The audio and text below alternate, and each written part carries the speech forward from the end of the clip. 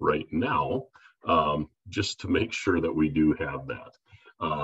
For those of you that would require a professional development hours certificate, we can make those available to you as well. Please, since we did not do advanced registration for this afternoon seminar, if you do require a PDH certificate, please feel free to email me at art.ndconcrete@gmail.com or our executive assistant, Savannah Schmidt, at sschmidt@agcnd.org, and we will get you the PDH certificates early next week. Please note that PDH certificates can only be made available to those who are watching the presentation as a live event. We are unable to provide PDH certificates for those that come in and maybe watch a recording of this when it is posted on our YouTube channel. With that, I think those will be the couple of reminders here, and we will get started. One of the questions that I get on a regular basis is, what is your association? Who are your members? What do you do? How do we benefit from being involved? And so I wanted to just take a couple of minutes to describe our association to you and some of the offerings that we have to members of the concrete community here in North Dakota. So the North Dakota Concrete Council is really a governing body, and that oversees the North Dakota Ready Mix and Concrete Products Association, which is made up of predominantly ready mix producers and some precast companies and member cement companies that service North Dakota. And we also have the North Dakota chapter of the American Concrete Pavement Association. So two different associations, one representing producers, one representing concrete paving contractors.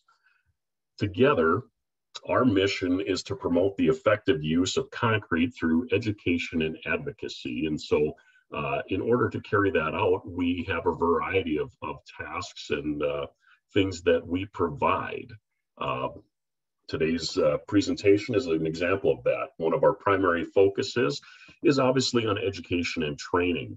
We also do government relations, working with all levels of government at the local and federal level. A lot of times it is lobbying for infrastructure or changes to the way that infrastructure is built. And so we have a very active government relations program. We provide promotional materials. We do certification programs, which at the end of today's presentation, I'll walk us through the ACI, American Concrete Institute certification programs that we provide. We do provide some technical support through our local association, as well as our affiliation with various national groups. We provide networking events. We look at project recognition and awards programs. So keep that in mind as you enter into this construction season, and maybe you have a unique project or you're using concrete in a way that maybe employs some new technology, or maybe has some special characteristics to enhance long-term durability or cost effectiveness. Things like that, please reach out and let us know what you're working on. We'd be happy to showcase projects in, as I mentioned, case studies, or they might be eligible for one of our annual Gold Star Excellence in Concrete Awards. So make sure that you're staying in touch with us. We want to promote concrete and its many beneficial uses any way we can. And we try to do that on our social media. We do it through our e-newsletter, through case studies, through our awards booklets, any way that we can promote the use of concrete and its variety of uses. We are welcome to do that, but I need the contracting community to bring those projects to us so that we can promote them. Some of the other available resources that we have that we make available to you are partners in the concrete industry. We have resources for concrete pavements, for concrete structures, and concrete research. A couple of the nice programs that are available on a national level. This has more to do with the design community, but pavementdesigner.org is a web-based pavement design tool. Basically, it's an industry standard, industry developed, consolidated pavement design software that is free. And if this could be a research or a presentation topic all of its own. If you would like information on pavementdesigner.org and how that might impact you, please let me know, and I'd be happy to visit after the fact about it. For those of you that might be working with an owner or a developer, and you're trying to convince them to utilize concrete, whether it's for a parking lot or a private road development or a road into a private development, different things like that. We offer a program called Pave Ahead. It's a pavement design center that's sponsored through the National Ready Mix Concrete Association and the Ready Mix Concrete Research and Education Foundation. This is a team of engineers who are assigned to different geographic areas throughout the United States, and we can work with them, providing them with the soils report and a site layout, and they will come and review it and provide you with a concrete design recommendation for that pavement. They do this all at no cost. The one caveat is that they are, since we are a trade association, they will not stamp the pavement design. They want that to be done by the local engineer of record. So there is some back and forth that goes on, and the local engineer that will be managing the project will have the ultimate say on what that design recommendation will be. But we have found this to be very beneficial and helpful in creating the case for concrete parking lots, for private roads, different things like that. No project is too large or too small to qualify for assistance. I've worked with this group on projects that, were as little as, 100 cubic yards over, up to 6,000 to 7,000 cubic yards. So if you're looking for assistance on trying to convert a project or another set of eyes to look at a concrete design, please reach out to me and we can gather a little bit of information, have some discussions, send it to the Pave Ahead group. Just a fair word of warning that this group does take about 2 weeks to 3 weeks, depending on the time of year, to be able to return these designs back to us. So the more advanced notice that you can give us, the better. On the building side, we have Build with Strength, and maybe some of you have been familiar with this. This is a no-fee resource for concrete structure design. This is a coalition of architects, builders, engineers, emergency service personnel, policymakers, etc. They provide preliminary design assistance, life cycle cost analysis, energy efficiency, characteristics of concrete structures. And the same thing goes. If you have a building project that you would like to get them involved with, please get a hold of me and we can gather some information, and then we will work together with the Build with Strength crew to come up with a concrete design. A lot of concrete research is available out there as well. We'd like to make you aware of the CP Tech Center. You can see the website is on the bottom of the slide there, cptechcenter.org. This is the National Concrete Pavement Technology Center. It was founded in 2000 at Iowa State University. They are the leading researcher in developing and enhancing our nation's roads through extensive research. A little bit later in today's program, I will reference you back to some resource material from the CP Tech Center that will be very beneficial when we have our discussion on ADA compliance. Like the CP Tech Center, the Concrete Sustainability Hub at the Massachusetts Institute of Technology is another great online resource. Not only do they look at concrete pavements, but they also look at concrete buildings. They have a number of case studies and recommendations. They have their own YouTube channel, so if you're looking for specific training on a topic, you may want to start with the CS Hub. as they are a wealth of information. Of course, we would always direct you back to our website, my contact information. Again, I am Art Thompson, the director of the Ready Mix Association here in North Dakota. You can find my contact information, cell phone, and email on our website. We want to be a resource. It is our mission to be your partner, to work together to make sure that all of the end users in North Dakota have a successful experience with concrete. There's many ways that you can stay connected with us. Again, our website, ndconcrete.com. We'd also invite you to like us on Facebook at North Dakota Concrete Council. On Twitter, we're at ConcreteND. Again, my name is Art Thompson. My email is on the screen. Please feel free to reach out to me with any questions or concerns that you might have. And always, if you want to be really active, we would encourage you to become a member. We have 3 different membership levels. You can find details of those on our website as well by clicking on the member link. With that, we will move into our first topic today.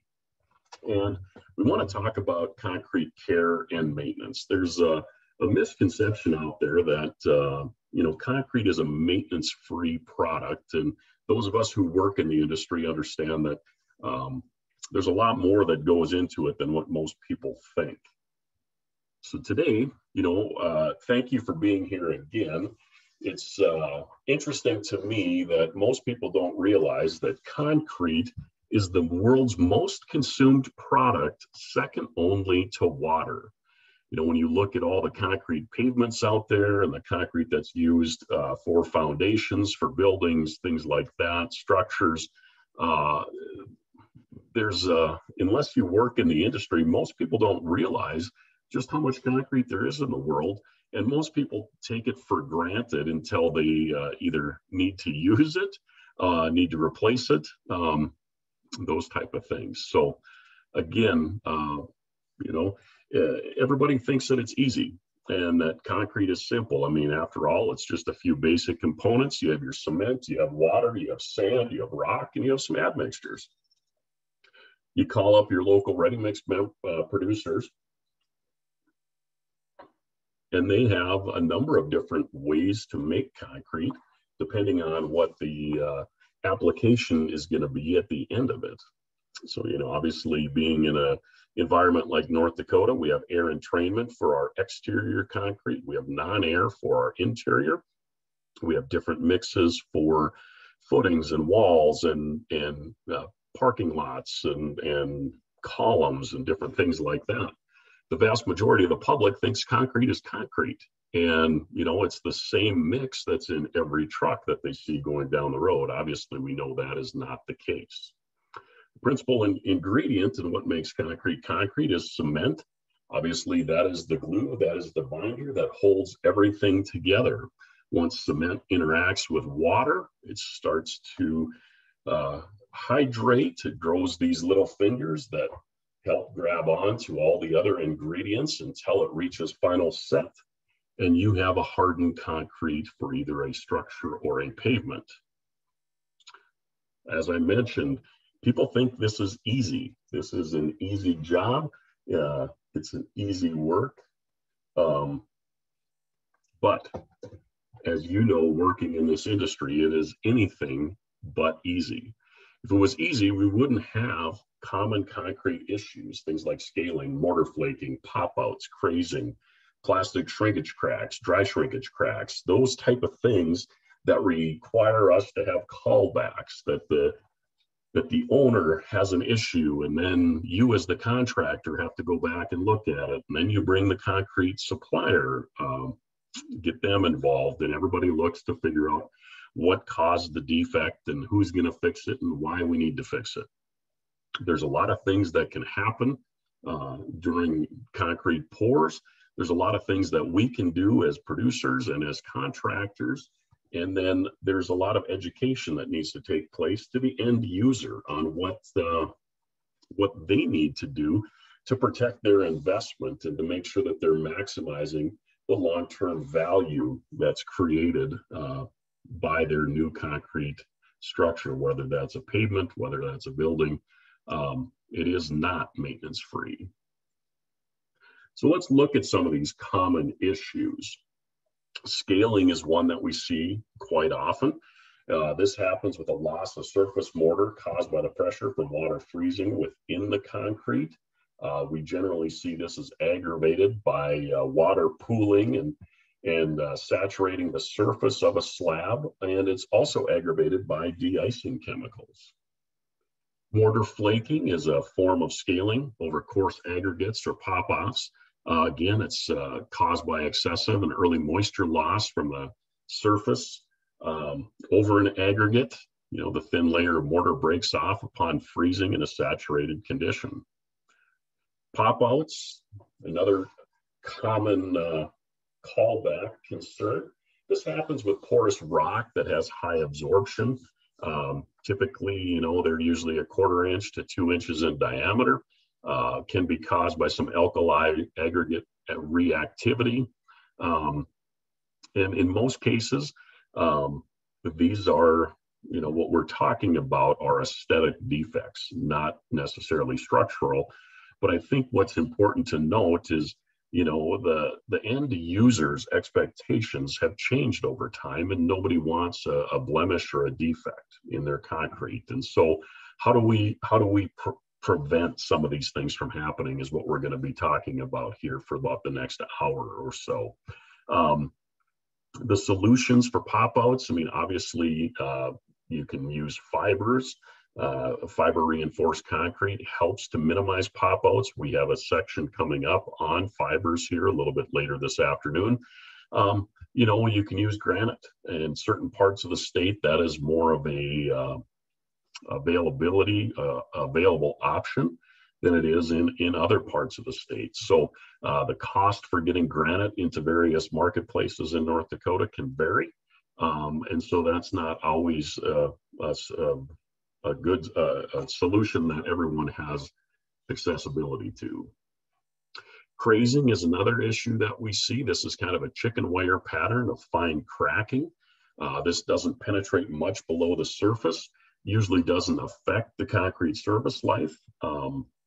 You see that this is caused by rapid surface drying after the concrete sets. It's more susceptible to having crazing happen if you're applying a dry cement to the surface during finishing.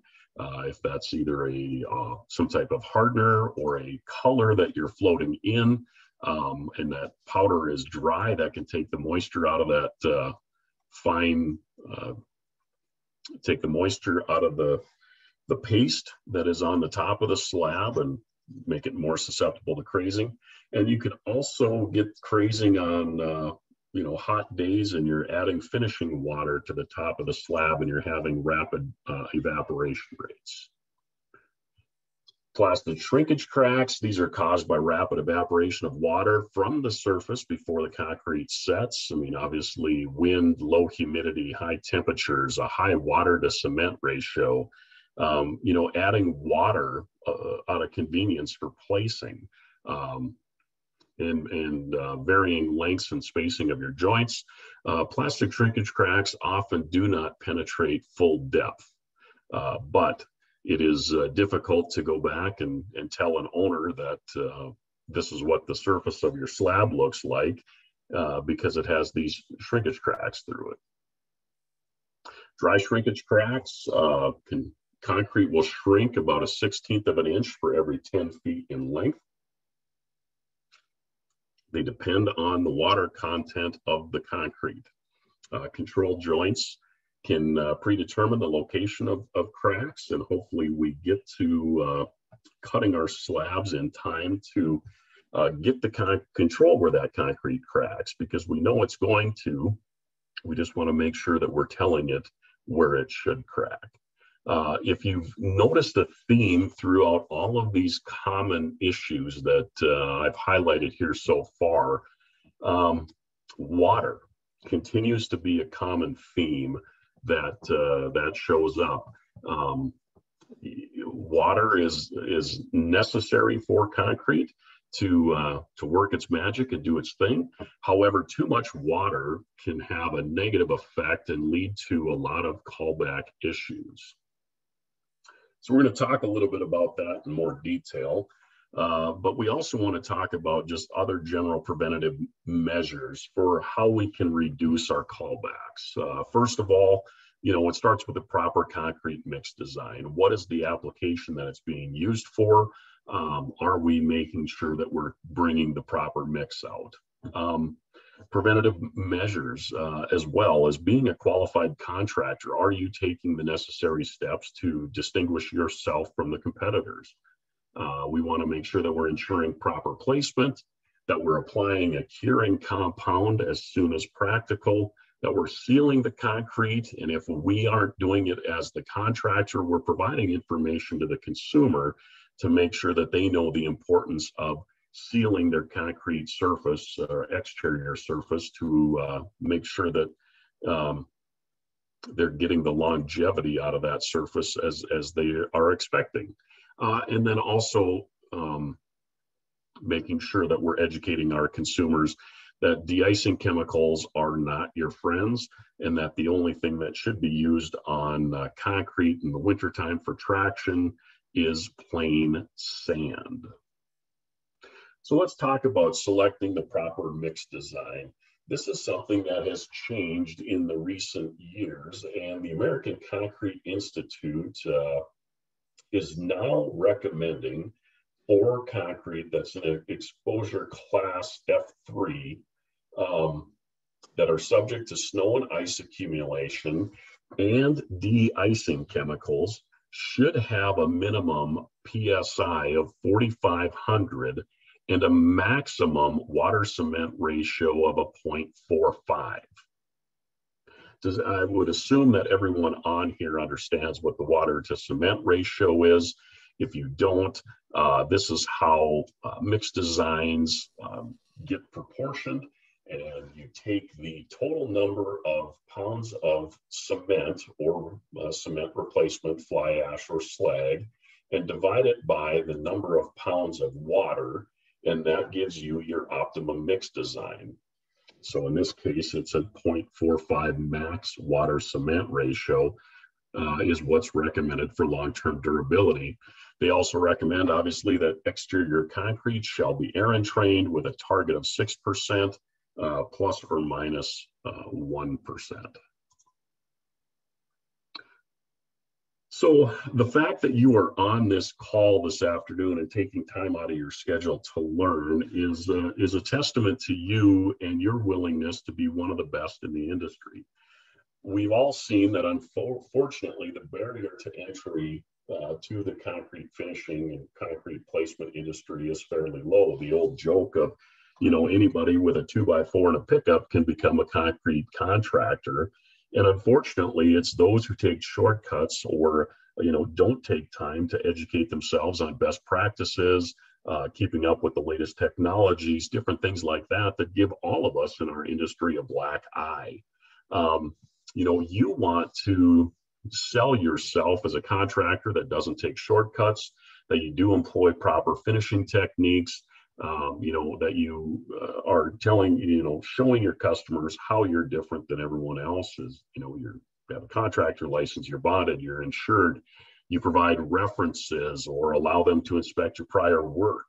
One of the other ways to distinguish yourself as a qualified contractor is to take the ACI course and become a certified flat work finisher. We'll talk a little bit more about what that entails here a little bit later in our program. And in fact, some of the cities in North Dakota, Fargo is the first one that is now requiring an ACI flat work finisher certification if you want to bid any city funded work. With Fargo coming on board with that, I do know that there are some other municipalities that are considering that for future spec revisions. So again, the more training you can have and the more time you take to distinguish yourself really helps the industry excel. So thank you for being here. I know that this isn't the case with all public projects, which unfortunately the low bid, does win. But when you're looking at private work, you really have to educate your customers that the low bid may not always be the best bid. Ensure proper placement. So when you're out on the job site, we do want to make sure that you're limiting the addition of water to the mix. If a higher slump is desired for placement, utilize a high range water reducer or a mid range, and talk to your concrete suppliers. They have a number of admixtures and chemicals that will help you with placement and avoid using water to get your desired workability. As we previously walked through a number of the issues that bring you callbacks, water is a big culprit of those. If you affect the mix design's water to cement ratio, you're going to compromise strength and durability. One of the other areas to look at as well is to take measures to avoid rapid moisture loss. Things like looking at the wind forecast and the humidity levels and high temperatures, direct sunlight, dry subgrade, and more. The faster that concrete loses moisture, the more susceptible it is to having issues. Do not use water as a finishing aid. The blessing the slab and working that water into that surface mortar actually is doing more harm than good. It may seal up and it may look nice when you're immediately done finishing it, but long term, you're going to be creating problems. Same thing if you overwork the surface and if you trap bleed water under the slab. Everybody can, here's just a look at unfortunately a common finishing technique. You've got your big paintbrush, you've got your bucket of water, and you're blessing that slab, and you're making it so that it looks smooth and you can get a nice broom finish on it. It seals up really nice. But in all reality, if you overwork that water into the surface mortar, you're creating more issues down the road that are going to come back to haunt you the following spring. That surface, the top 1/8 inch of what everybody judges us for and how we get paid, is going to flake off. There's just another look at that as well. So when we look at all things being equal, the strength of concrete is inversely proportional to the ratio of water to cement. The higher your water cement ratio, the more water you add at the job site for workability, the lower the overall strength and durability of your concrete. If you look at, you can see here, the effect of water content on compressive strength. The red line is for non-air trained concrete. The blue line is for air trained concrete. If you look at, a 0.40 water cement ratio, which between a 0.40 and a 0.45 is where most mixes are designed to receive their optimal durability. Adding water, you can see, is just a steady decrease of the overall compressive strength and durability of that mix. That's why we would encourage you, if you do need a higher slump mix, try to get it with chemical versus water.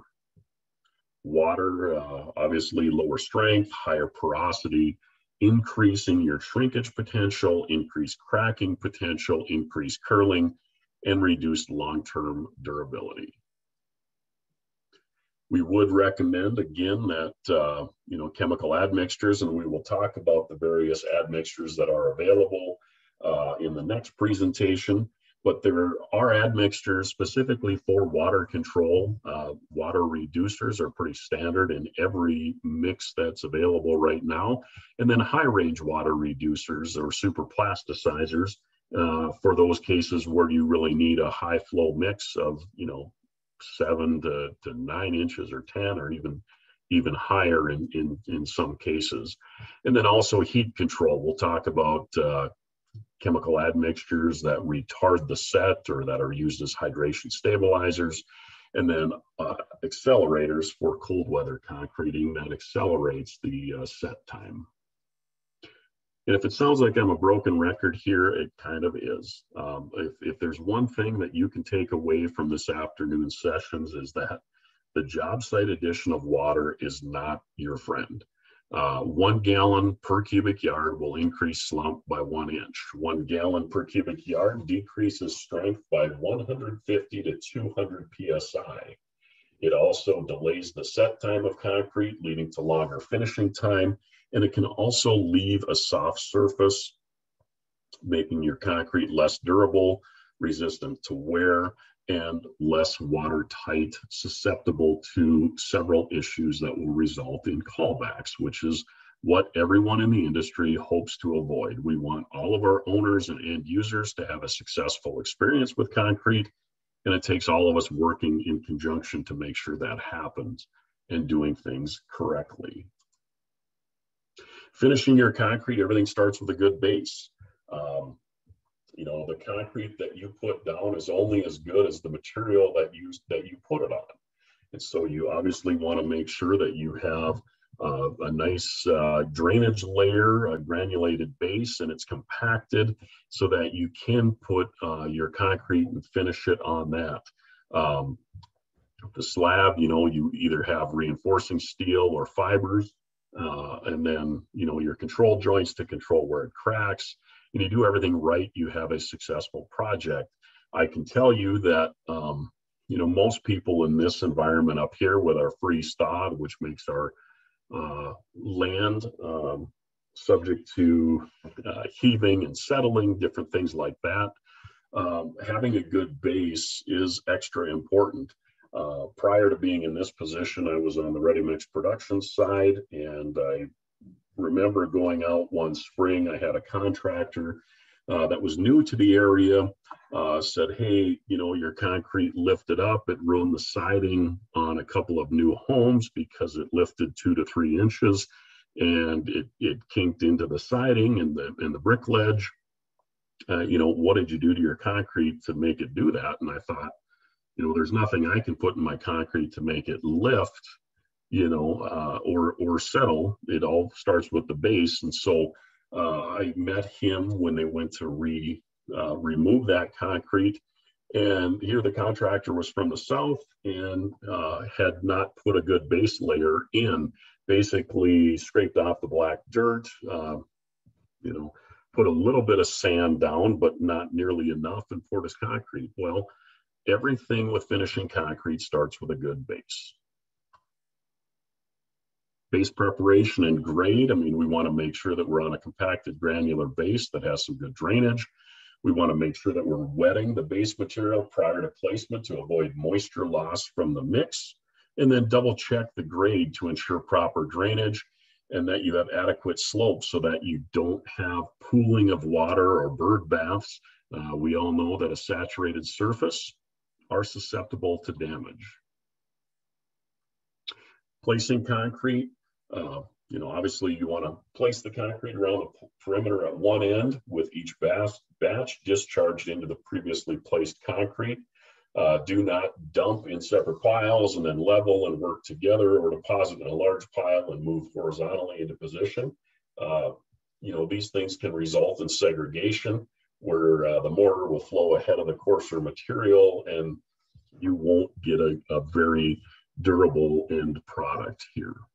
A couple other things that you need to take into consideration with placing of concrete: free fall, segregation, consolidation, loss of air and training, some slump loss, the placement window you have, and your reinforcement clearances. For those of you that use pumps for a lot of your placement, you should note that air content that's in concrete that runs through a pump can be reduced by as much as 2 to 3% on average. Our association a few years ago did a pumping air and train concrete demonstration project in West Fargo, where we took the air content and slump of concrete and then ran it through a pump truck with several different pump configurations and pressures. And these were similar results to what we saw. It was, you know, some mixes were as low as 1%, some are as high as 4%. So just know that pumping concrete, you may want a higher air content at the back of the truck going into the hopper of the pump, because you know that you're going to lose some coming through it. So that's a good reminder when you have your pre-job meetings with the engineers and the third-party quality control testing companies. Have that conversation about where are you going to be taking the concrete for cylinders and air and slump and the testing that goes on with that project. And here's why: because you can lose a lot of air and you can also lose slump going through the pump. So understanding where that testing is going to take place is important, because then your ready mix company knows how to batch that concrete and bring it out to you. When you're pumping, you also want to minimize the free fall as much as possible, reduce the height of discharge, use that flexible hose, keep the pump pressure low. That will help to keep some of the air in that mix. Make sure that you are allowing and letting your ready mix producer know that you're going to be pumping it, because we want to make sure we have a pumpable mix.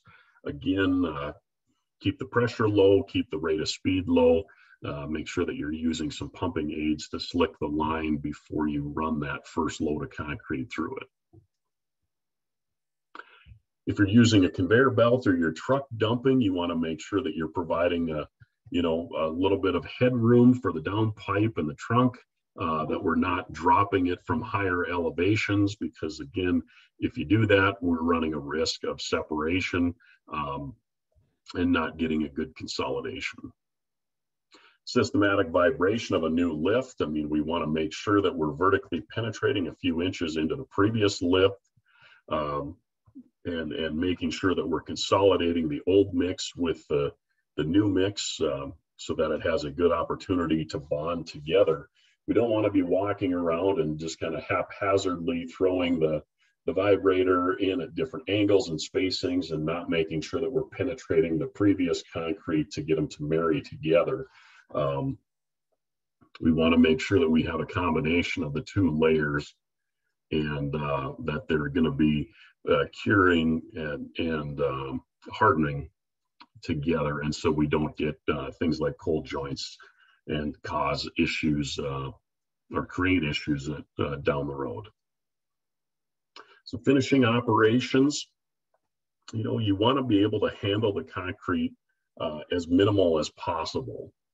You really want to consolidate it when you're placing it, strike it off, bull float it, and then let it set up. Do your edging, your brooming, your floating, your troweling, however you're going to be finishing it. But the least amount of times you can handle that concrete, the better. Because the placing aspect is functional. I mean, it's what we need to do to get that concrete to perform in the manner that the job is calling for, whether it's a pavement, whether it's a foundation. And then the rest of it is aesthetics.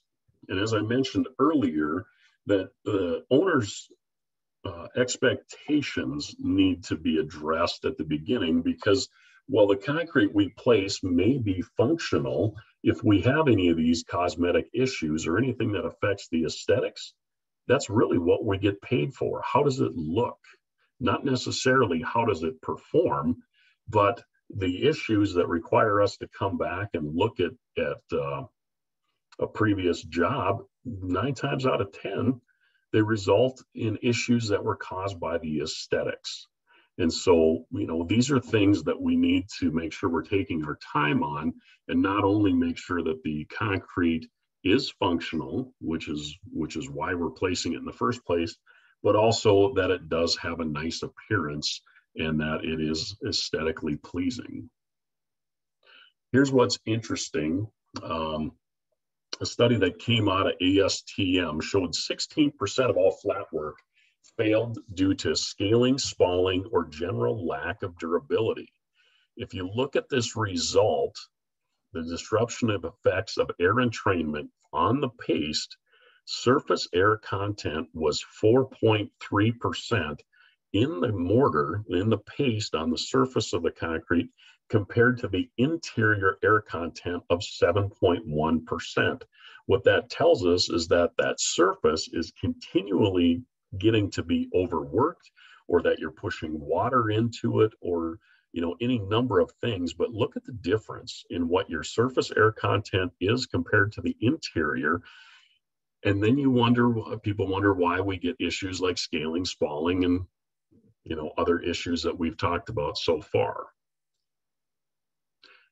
With interior concrete, typically there's no air entrainment, requires a smooth finish. The same thing goes though with interior concrete. Try to handle it as little as possible. Strike it off, consolidate it, let it set, and then get on with your hard trowel after the bleed water has evaporated, and finish it. We need to make sure that we're watching that evaporation rate. As you can see, if you have a nice base layer and you want to make sure that you wet that layer so that you don't have moisture leaving the slab through the top and the bottom, that you just make sure you have it evaporating off of the top. If you overwork that surface or you seal it before your bleed water gets out with a hard trowel finish, and you're really working it in, or you're having an issue getting it to seal up, and so you're spraying water on the top and then you're finishing it, you can run the risk of trapping bleed water underneath, or a moisture layer. Here is a very blown up image of a cross section of concrete. You can see here are your air entrainment bubbles in that slab. They're just doing what they're designed to do to allow for freeze-thaw durability. Here up top, you have an overworked densified surface paste layer, and then you have a trapped moisture layer.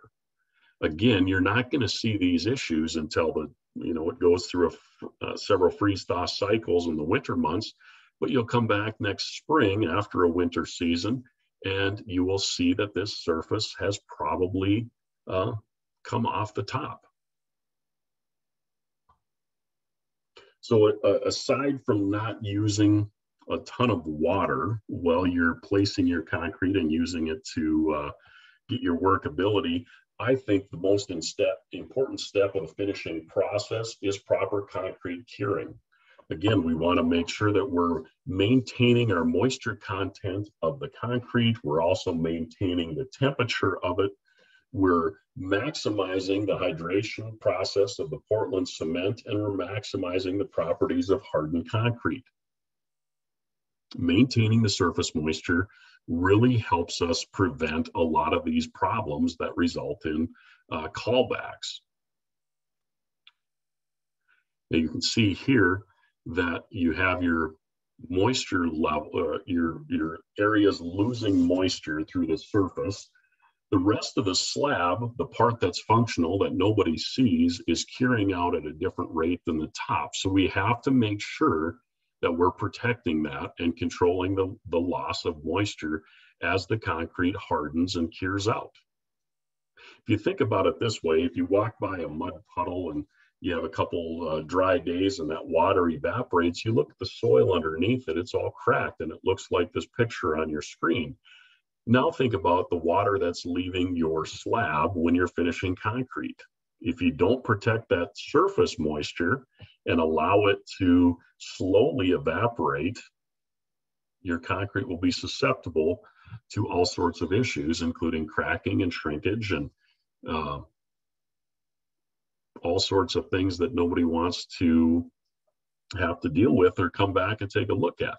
The one thing I will say is that when I was on the production side, and even in this position, I don't care, who you are or what kind of money that you have built into a project.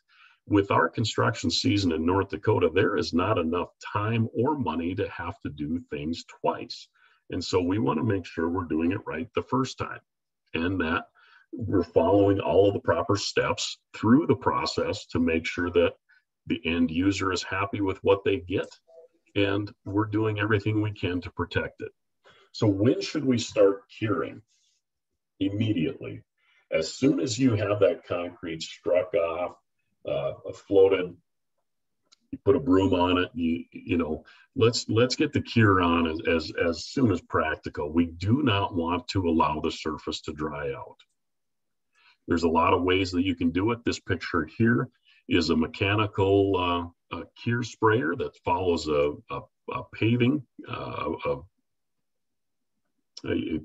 paver, and you can also spray it on, either with with a truck mounted pump and a sprayer or a spray can. But let's make sure that as soon as it's practical, let you get cure on your concrete to avoid moisture loss, to control the temperature, to allow that concrete to cure out as it was designed, and you give it a chance to have a long-term life as it was designed.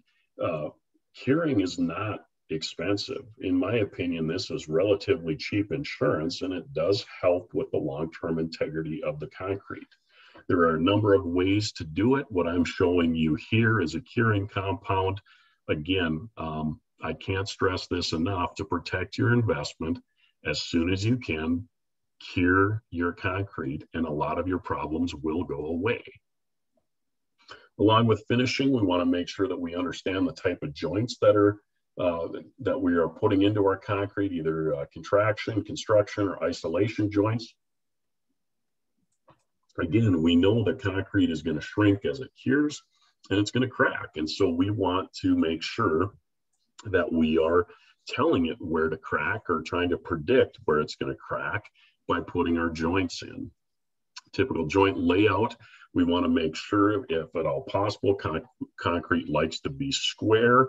And so we can make sure that we're doing a joint layout and keeping our joints to a minimal size. I mean, here we're showing kind of a 10 by 10. We're also showing that some isolation joints around columns or anything that you think might crack off a corner. Spending time and looking at your layout and really coming up with an effective jointing plan is important as well to the long-term durability and wear of your concrete. Timing of cuts, again, the whole reason we put them in is that we want to make sure that we control where that concrete cracks. This one here was obviously sawed in time. This one here, it was too late. Saw cut joints must be made within the first 4 to 12 hours after the finishing. So it may require you to be there and watch that slab and know when to cut it, and not waiting and coming back until the next morning, because by then it could be too late. Weather conditions also affect our finishing. High temperatures greatly reduce set times. They increase water demand to maintain slump. They can decrease strength. There's things that we need to do when we're hot weather concreting and when we're cold weather concreting. Those are areas that are topics in amongst themselves, but a lot of it can be done with the use of admixtures, and we'll talk about that here in the next segment. One of the things that our association has taken upon itself in the past couple of years is to try to come up with things to help educate consumers more. As we talked at the beginning of this segment, concrete is not necessarily a maintenance-free product, which most people think that it is. We have seen the onset of advanced concrete deterioration due to de-icing chemicals that a lot of the municipal and state and local governments are using for ice control, and people dragging those up onto their new concrete driveways and having surface defects end up as a result of bringing those chemicals on. And so we have taken it upon ourselves to try to produce some materials to recommend that citizens seal their concrete, and that it is not maintenance free. And so, look for sealers, and we're recommending, a professional grade penetrating sealer that's xylene or xyloxime based. If people are unsure, ask your local contractor supply store, and they can point you in the right direction. you know, as long as you're going to go this route, make sure that you provide the professional grade sealers, and then that way, you know, you can only have to reapply it every 3 to 5 years as recommended by the manufacturer. If you as a contractor are not offering this as a service or as a separate line item of your quote, it is probably something that you may want to do. Or if you don't want to get into this line of work, it is something that you should make sure you're educating your customers on, to say, look, after this concrete's been in place for 28 days, here's what we recommend. And then we have some examples on our website under concrete care and maintenance that you can point them to. And there's step-by-step directions on what it takes to seal concrete. You know, in this project, it doesn't have to be overly cumbersome. You know, it was just under 1,000 square feet and was done in under 2 hours. And, you know, you could drive on it the same day. A couple helpful hints when you're doing it: you can either spray it on or roll it on. You want to use a light nap if you're going to do a roller. When cured, you look for light spots in it and fill those in. And basically, you already have your saw cuts in that slab.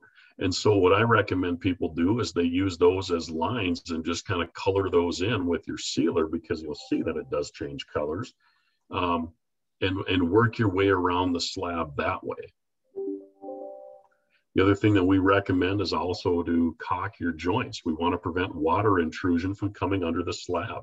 This minimizes the risk of heaving and settling due to freeze-thaw conditions. Again, try to find a professional grade polyurethane-based non-sag sealant.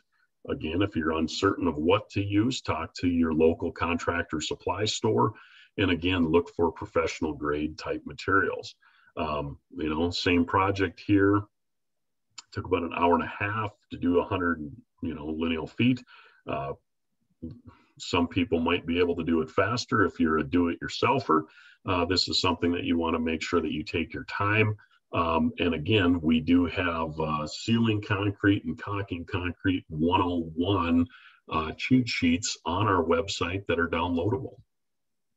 The other big thing to talk to your customers about is to avoid de-icing chemicals. I mentioned it before, but plain sand should be utilized for traction versus any de-icing chemicals. Even the ones that say they're marked safe for concrete, they're really not. No salt is good for concrete. So plain sand should be utilized for traction.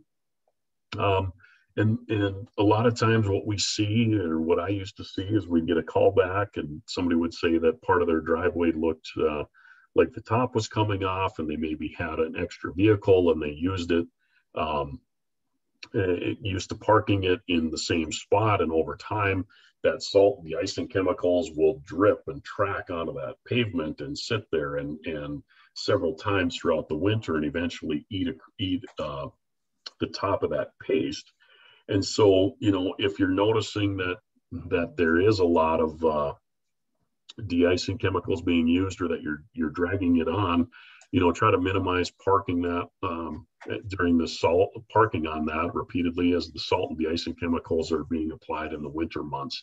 I know that's easier said than done. So, you know, we're not going to get away from different government agencies from using chemicals.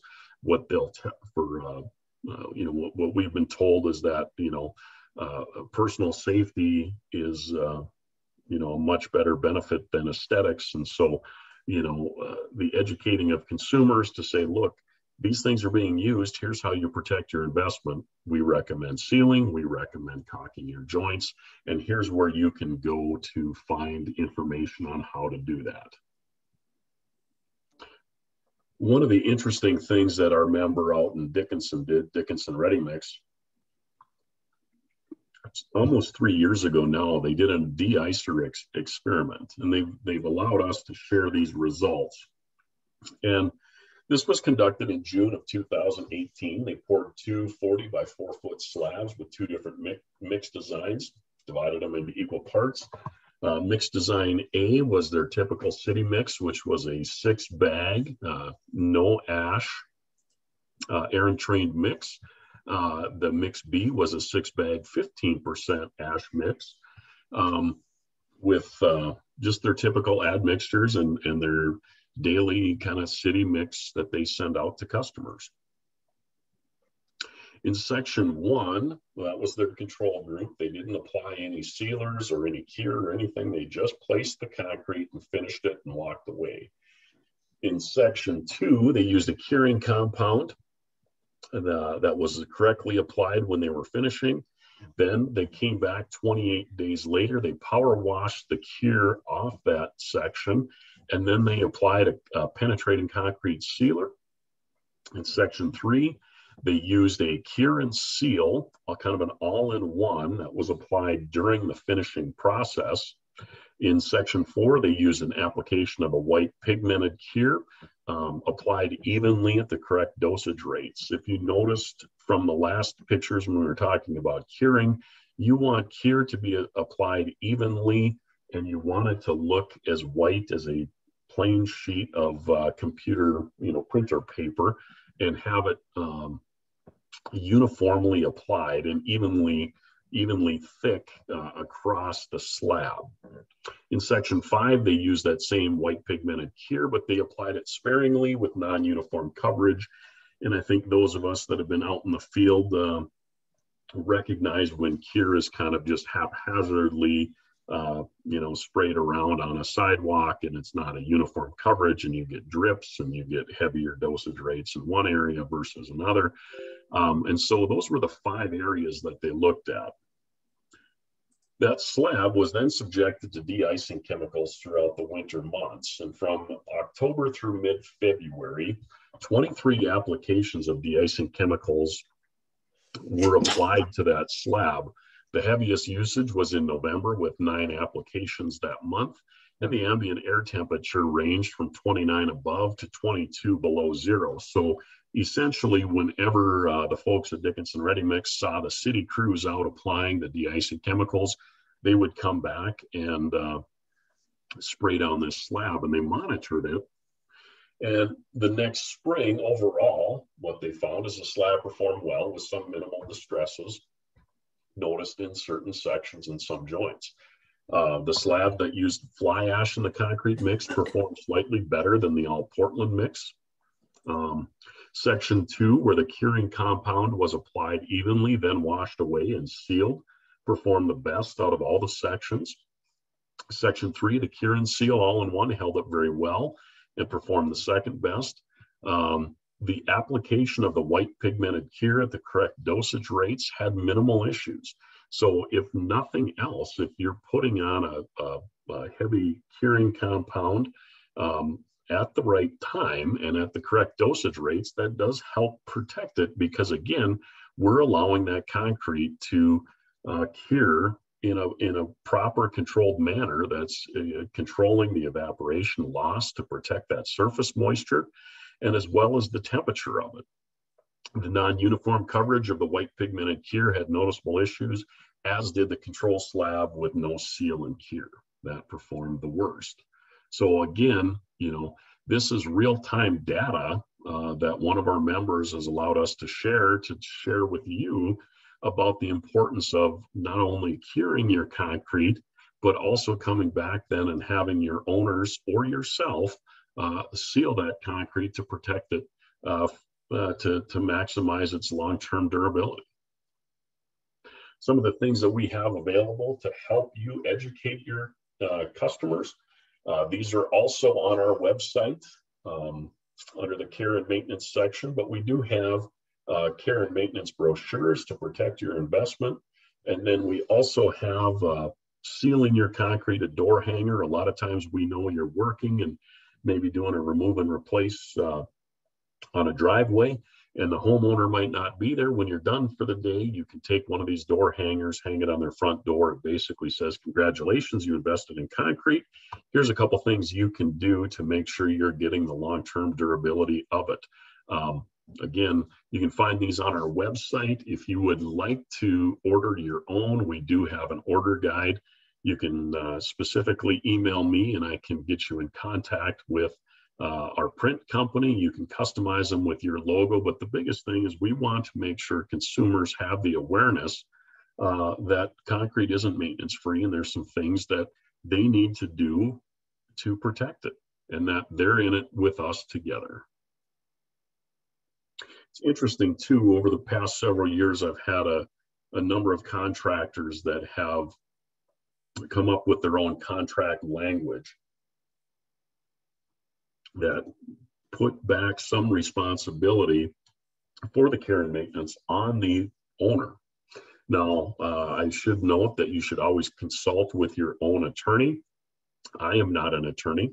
These statements on here have just been shared from some other contractors. These are samples, not necessarily endorsed by us, but you know, I have seen these go into some of the quotes that contractors are using that, again, you know, are focused on putting some ownership back on the owner to make sure they're taking care of it. You know, things like customers should seal all joints and cracks with a polyurethane caulking and seal the concrete with a high-end penetrating sealer after 30 days. You know, failure to do so may cause accelerated deterioration of new concrete. At no time shall the use of chemical deicers or fertilizers be used on any concrete surface. This may nullify your warranty. Failure to seal concrete will render the concrete warranty null and void. So, you know, several examples here. I would recommend that you do a consult with your own attorney. I'm not sure if these have ever been challenged in court, but again, you know, it's part of that consumer education piece as well. Other resources. One of the things that I always like to promote is the National Ready Mix Concrete Association has its concrete in practice guides. These are available on their website. There's 44 different topics, and a lot of times this helps explain things to consumers as to why an issue happened. What you can see is that they're a nice, easy to read 1 to 2 page overview of a certain topic.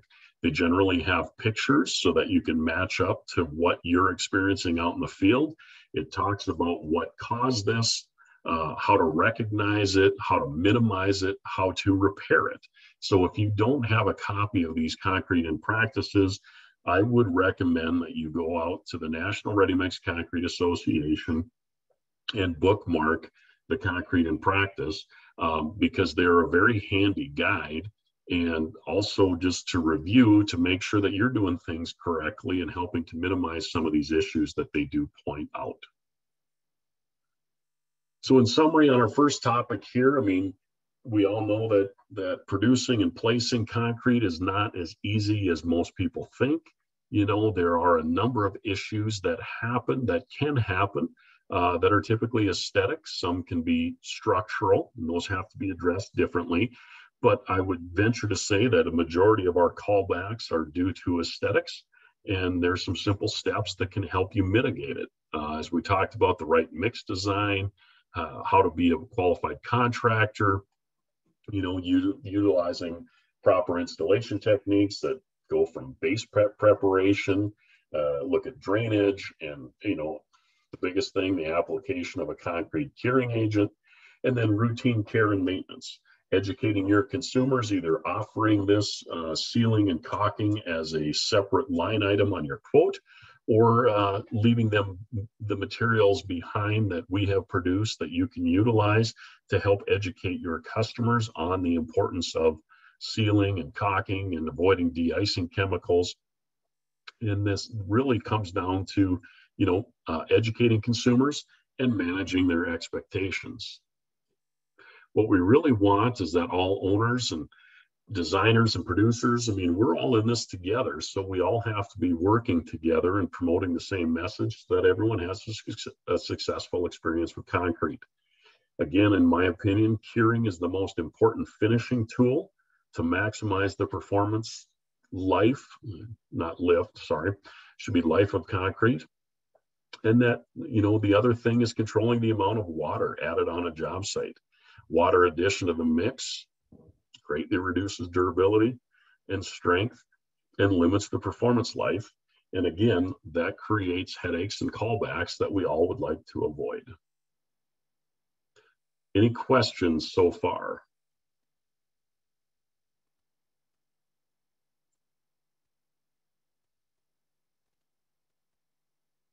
Okay, pretty quiet group. Either I explained it or I put everybody to sleep. That's the one drawback with having a virtual event, not being able to have that Q&A and back and forth. It is right now, it is 2:07. I would suggest that we do take a, let's take just under a 10-minute break. We will start up again here at 2:15. So let's take just a little bit of a break and we'll start the next segment here at 2:15.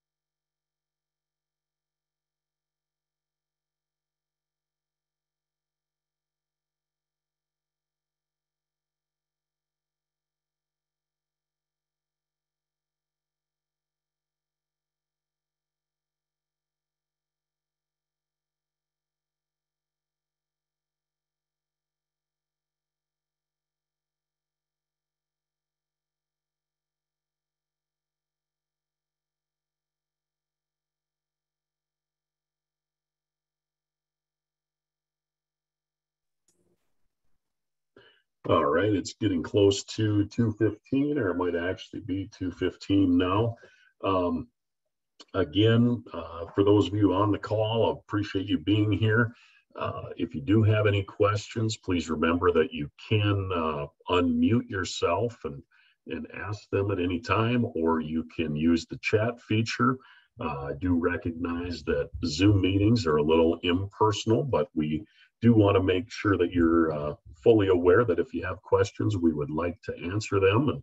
And we can try to make this as interactive as possible using either the chat feature or having you unmute yourself and ask a question. So with that, I think we will roll into our second category of the day, or topic of the day. And we just want to go over some basic concrete technologies that are available and that are emerging in some areas that will help enhance the industry. So we're going to talk about various admixtures that are available in the marketplace. We touched a little bit about admixtures and the use of them in the last segment. In this segment, we'll visit a little bit more about them in depth. We want to really take a look at the use of fiber reinforced concrete, and we'll dissect macro fibers and microfibers and available applications for both and when you should consider using both of those. We're going to take a look at composite rebar, which is a fairly newer material, or newer to the market material, even though it has been around for a number of years. We have seen the technology and the material for manufacturing composite rebar improve over the last few years, and we're starting to see that more and more out in the marketplace. And then while most of you are probably here for concrete paving and flat work, we do want to talk a little bit about insulated concrete forms and the benefits that they can provide, especially in today's environment where lumber prices continue to climb and the availability of lumber is something that is not as abundant as it was in recent years. And so insulated concrete forms are becoming more popular as a building material, and there's a lot of benefits to them as well. So we'll do a brief overview of those items. Oops. Keep going in the right direction here. So with admixtures, the chemical admixture world, and there's a variety of admixtures, we're just going to cover some of the basics. Really, what do they do? They increase the concrete's performance versus water. We've talked at length about how detrimental excessive water can be to concrete. We can use chemical admixtures to increase that performance and to get the workability and the flow that we need for placement and make sure that we're minimizing segregation and some of those type of issues that can happen. And admixtures sometimes can help make up for other material deficiencies. We all have standards and requirements for the raw materials that we put into our concrete, and they all have to meet certain standards and specifications, but certain parts of the state and certain parts of the country, materials can vary. And so admixtures sometimes can be a minimizer for maybe some deficiencies and make up some areas that allow the concrete to perform as it's designed. And in the end, the effective use of admixtures can help save money for you as a concrete finishing company. Admixture types, a wide variety of them. We're going to talk about, air entraining, water reducing, set retarding, set accelerating, viscosity modifying, and then we'll break into the fiber discussion. So air entraining admixtures, again, with the climate that we're in, we need that freeze-thaw durability for exterior concrete. These are basically entrapped air bubbles that, or entrained air bubbles that we inject into the mix to unify it so that when that concrete gets wet in the wintertime, it does have room for that moisture to expand and that our concrete doesn't break apart. Again, very unique to the northern climates. If you go to the southern states, that don't have to worry about the large temperature swings that we have on the freezing side of things, they'll look at you like you're crazy. What is air entrainment, and why do you guys have to use it? But for our climate, air entraining admixtures go into every exterior pavement that we place. Water reducing admixtures. Again, we want to control the water to cement ratio of a mix, but allow you to have workability. So with water reducers, we have a normal, it's the everyday type A type of water reducer. We have a mid-range, and then we have a high range or super plasticizer for those projects that we require a very high slump concrete mix. You can see what water reducers do. Here's a look at a mix, Portland cement that has no water reducers in it, compared to a mix with water reducers where you have better dispersion of that Portland cement. You get better workability.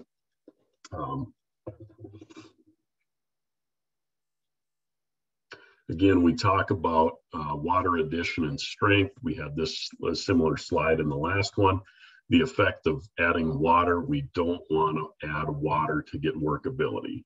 I don't know how many times I could stress that, but if you need a higher slump, I would highly recommend that you work with your producer and you either use a higher dose of a mid-range, or that you have your producer have a person on site to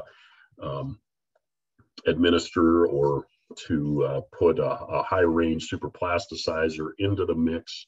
Many times that has to be done on the job site just due to the amount of time that it takes for that super plasticizer to wear off.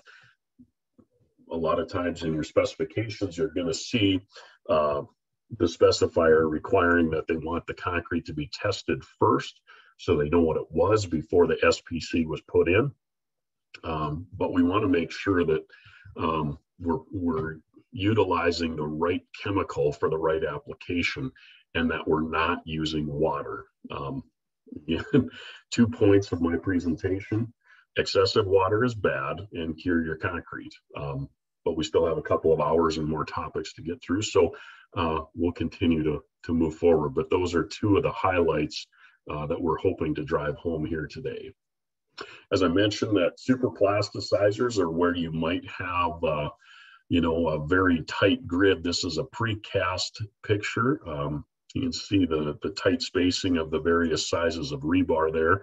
You want to make sure that you have good pumpability and flow, you have ease of placement in confined areas, and that you minimize the risk of segregation. You also can use super plasticizers with high fiber doses just to make sure that you have enough paste to coat those fibers and to get them to flow as well and to stay down in that mix. Set retarding admixtures. You have standard retarders, which are the lines in red, and then you have a hydration stabilizer, which is the line in blue. And really what we want to do is we want to control the amount of time it takes for that concrete to set from the minute that water first is introduced in the mix to the time that the water is used up and that concrete sets. And so what you may notice or have experienced with standard retarders is that when they wear off, you better be ready to have that concrete finished. I mean, it is, you can normally order a retarder by, if you want it by the minute, so a 30-minute, 60-minute, hour and a half, 2 hours type of thing. But once those standard retarders do wear off, you better have your track shoes on, because that concrete is going to want to set and do its thing. With a hydration stabilizer, it's a similar concept, but as you can see with the line on the graph, it's more of a gradual wear off, and so it may give you a little bit longer to than a standard retarder to place and finish that concrete and get the desired look and feel that you want to have. Generally, we use these in higher temperature months, but there's other applications for them as well. With a set accelerating admixture, it's the opposite, obviously in cold weather months. Once if a concrete's internal temperature drops below 40 degrees, it's going to lay there like pudding. It's not going to generate enough heat for the heat of hydration so that it can cure. And so, there's a lot of things we have to do as producers in the winter months, including using hot water and heating our rock and our sand and warming our drums up to make sure that we're bringing you concrete that is gonna react and perform like it should and eventually set. But using a set accelerating admixture, there's generally two. There's calcium chlorides and non-chloride accelerators. If you're going to be using any steel, rebar, things like that for your reinforcing, you're obviously not going to want to use the calcium chloride that contributes to the deterioration and the corrosion of that rebar. So that created the onset of non-chloride accelerators. I know there are people that have their preference and think that one's perform over the other, but I can tell you that just like any technology, admixtures continue to evolve and they continue to get better as the years go on and science and technology and materials become, available, and people, continue to refine these products.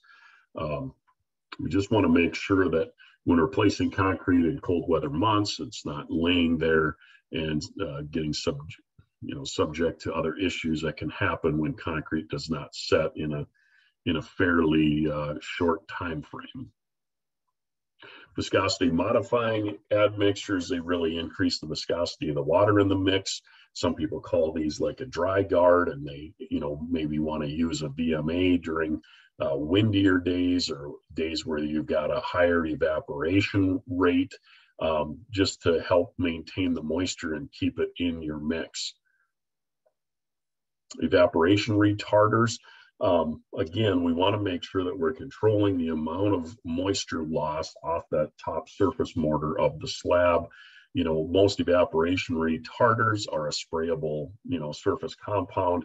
If you look at the ingredient list, you can see that 90% of it is water. So I will caution you that if you're using a standard evaporation retarder and you're spraying it on, make sure that you're not finishing that into your slab. You don't want to take that 90% water chemical and float it into your slab and really rework that surface, because that's almost the same as blessing the slab in some respects if you're working it in. How these work best is just to spray them on and let them evaporate and not work them into that mortar, and you'll be fine. For those of you that are concerned or that don't check out evaporation rates on days when you pour, you really should. There are a number of free calculators out there that look at what's the relative humidity, you look at the concrete temperature, you look at the wind velocity, and it gives you a percentage. And this is when you know that you should take extra steps to protect that surface of the concrete in the areas when you've got a high evaporation rate and that surface mortar is going to be drying out and your concrete's going to be susceptible to long-term damage. The one that I think works pretty well is through the American Concrete Pavement Association. There is a web address at the bottom of this slide. You can go on there, and it's an app, and pretty self-sufficient or self-understanding, where you type in a couple of your components. It'll give you the percentage there, and you understand the conditions that you're pouring in. If you don't have one of these on your smartphone, I would certainly go to your favorite app store and just type in concrete evaporation rate and download one and start using it.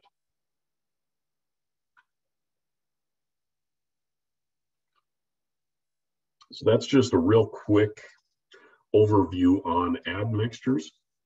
Again, I'm just trying to cover some high-level things so you know what's available. I would recommend that you work with your Ready Mix Association member company who you buy your ready mix from, and talk about certain projects and what admixtures they have available to you, and really look at when you should be using them and having that discussion. As I mentioned, this whole thing is a partnership between producer members and contractors and specifiers and the owners. We all have to work together. And, you know, if we do that and we have these discussions, it helps mitigate any potential issues that might come back to haunt us down the road. The next area I want to talk about is fibers. I believe most everybody on this call understands that, you know, fibers, what they are, they're slender, elongated filaments, you know, in the form of bundles, networks, strands, or any natural or manufactured materials that's distributed throughout freshly mixed concrete. A lot of people think that fibers are new. I could tell you that straw and horsehair were added to very early concrete. The modern fiber reinforcement's been around for over 40 years, continues to get better and advance as each year goes on. There have been 9,000 technical papers published on fiber reinforcement. So a lot of time, a lot of energy, a lot of resources, and a lot of study going into the use of fiber. You know, it's very interesting when you look at these two pictures on the bottom that when the adobes were made, straw was incorporated as a way to hold that material together. And when you look at the Roman Colosseum, they injected animal hair as an early fiber as a way to hold that together. And here, you know, these structures are still standing today. So I know there's a lot of people that maybe aren't sold on fibers. Maybe don't have a lot of experience with them, but they're certainly not new. And I think there's been enough research done, obviously with 9,000 technical papers on fiber reinforced concrete out there, that it's something that we shouldn't be scared of. And it's something that we should embrace and certainly use in certain applications. Really, the benefits of fiber: you can inhibit plastic shrinkage cracking, plastic settlement cracking. I don't know how many people use wire mesh anymore. I'm seeing less and less of it, but you know, you can replace it with fibers. You have greater impact capacity. It helps control your crack widths. It holds that slab together very well. Increases your durability. One of the other nice things about fibers is that they are rust proof, they're chemically inert. So, you know, if you're placing concrete in the winter months and you're worried about corrosion of rebar and making sure that you're using non-chloride or calcium, you know, non-chloride accelerators. If you're not using steel or worried about corrosion, you can, if you're using fibers, you can use chloride accelerators for those of you that prefer that. And really, they're safe and easy to use. They don't necessarily require you to have any additional equipment or change out how you are placing and finishing your concrete. It simply goes into the mix as a value-added product when you put your concrete order in. You know, the most common types of fiber reinforcing concrete are your microfibers and your macrofibers, which I will focus on in this section of the presentation. You also have steel fibers that are more for a structural aspect. You know, those are basically specified on a case-by-case basis. So for this this presentation, we're going to talk about micros and macros and the benefits of both and when to use both. So fiber reinforced concrete with macrofibers, the sole purpose of microfibers is to control plastic shrinkage cracking.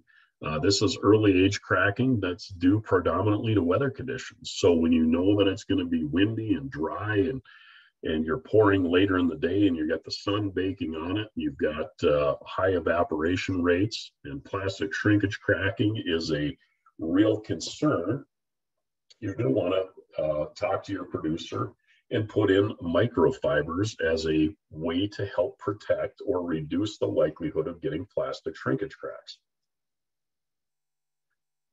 Again, this isn't necessarily a cure-all, but every little bit of prevention helps to create, helps to ensure that we're not having these long-term problems.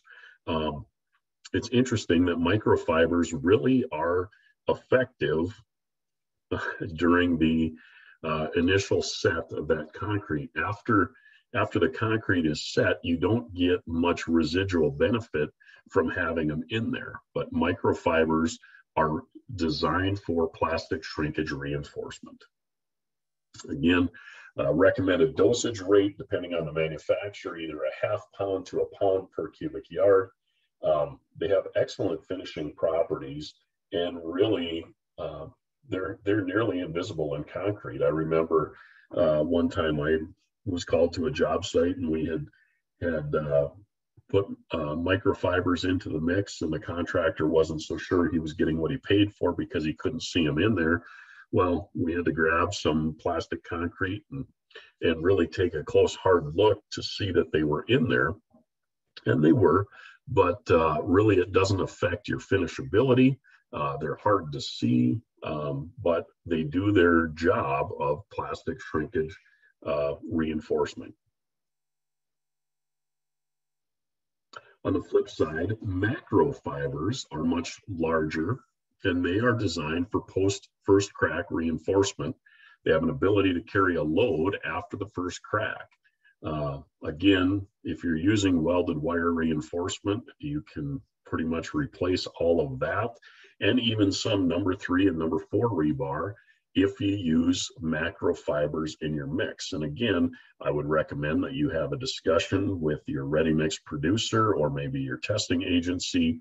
And if they're not specifying macro fibers for reinforcement, that's something that we can take a look at and maybe help you come up with another design requirement that allows the use of macros. We have done this a lot with the Pave Ahead program. When I have the NDRM&CPA look at alternate designs, that's one of the things they look at is what type of reinforcing can we use?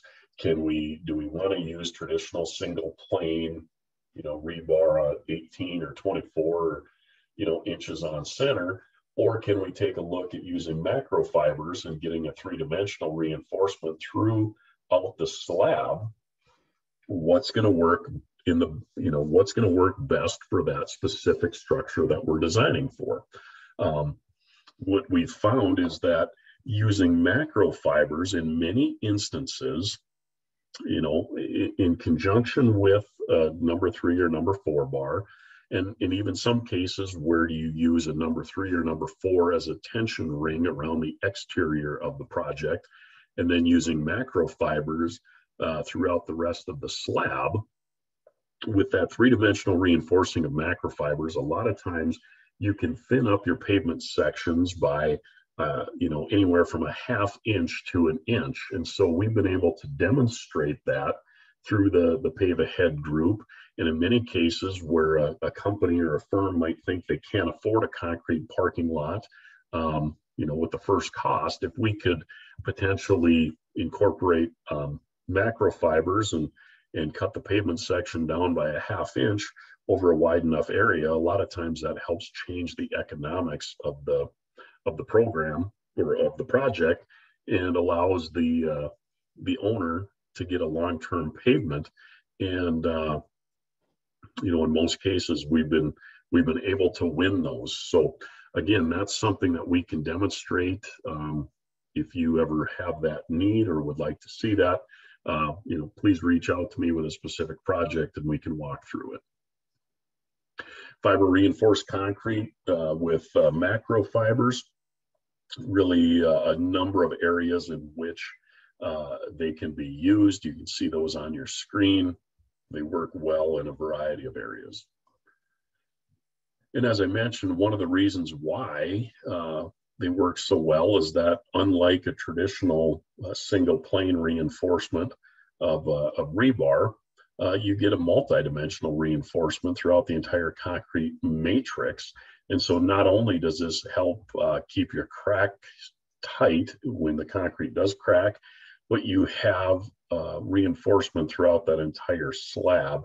As you can see, as this cutout section here shows that you have reinforcing that goes in every different direction to really add some residual strength, which is why in some cases we're able to thin out our paving sections, because we are getting residual strength due to the addition of macro fibers. Both of them are approved by ACI. I'm not going to go through the ACI codes, but you can see that there's information out there on synthetic fiber reinforcement, and then also the traditional ACI code for reinforcing of predominantly rebar shows that it should be at or above mid depth of the slab on ground, never below mid depth. So you can specify that, or you can you see that on a plan, but when you go out to a job site, how often do you see this? Is that reinforcing really getting into the area of the slab which ACI says it needs to be? Again, this is showing wire mesh, but I've seen this with tied mats of rebar as well, where even if it's up on chairs, you're backing trucks on it. You're trusting a person on the finishing crew to walk around and try to pull that mat back into place and get it right where it's supposed to be. A lot of times it doesn't. And so with three-dimensional reinforcement with macro fibers, you're getting away from reinforcing that's just a single plane. You have it in every single direction within that slab, and there's residual benefit that comes from it. Some of the questions I often get with macro fibers is, how does it finish? Was it workable? How does it finish? And that's a fair question, because when macro fibers first came out, and there's probably some of you on this call that have experience with it, that when they first came out, they didn't coat very well, and they kind of stood out all over, and people would say it looks like dog hair, or that you put a hay bale in the mix, and the next day you'd have to come back after the slab was cured and use a weed burner to burn off all these filaments that are sticking up out of your slab, and really not too aesthetically pleasing. Well, like any technology, it has gotten increasingly better over time, and their ready-mix producers are learning things too about how they can produce mixes that coat these fibers better.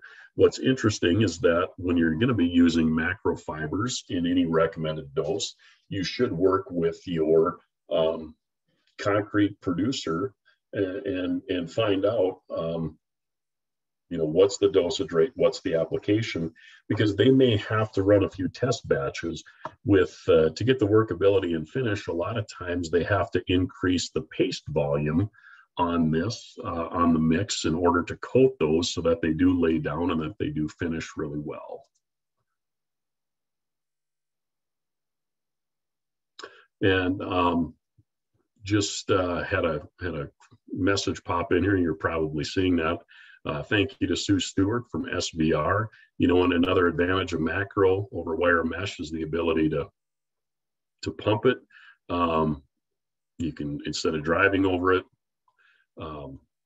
it's really has no shortcomings as far as production or placement that I can see. It does take a little bit of getting used to, but it's certainly not something that you as a contractor or those on the call that are producer members should be afraid of. It does take a little bit of testing and to get used to it, but most people that use macros in a everyday application have learned to finish them without issues, and have come to really enjoy the benefits that come with it. When you're finishing, you want to do the same. It finishes the same way. You you consolidate it, you strike it off, you broom it in one direction, keep the brush at a 45-degree angle.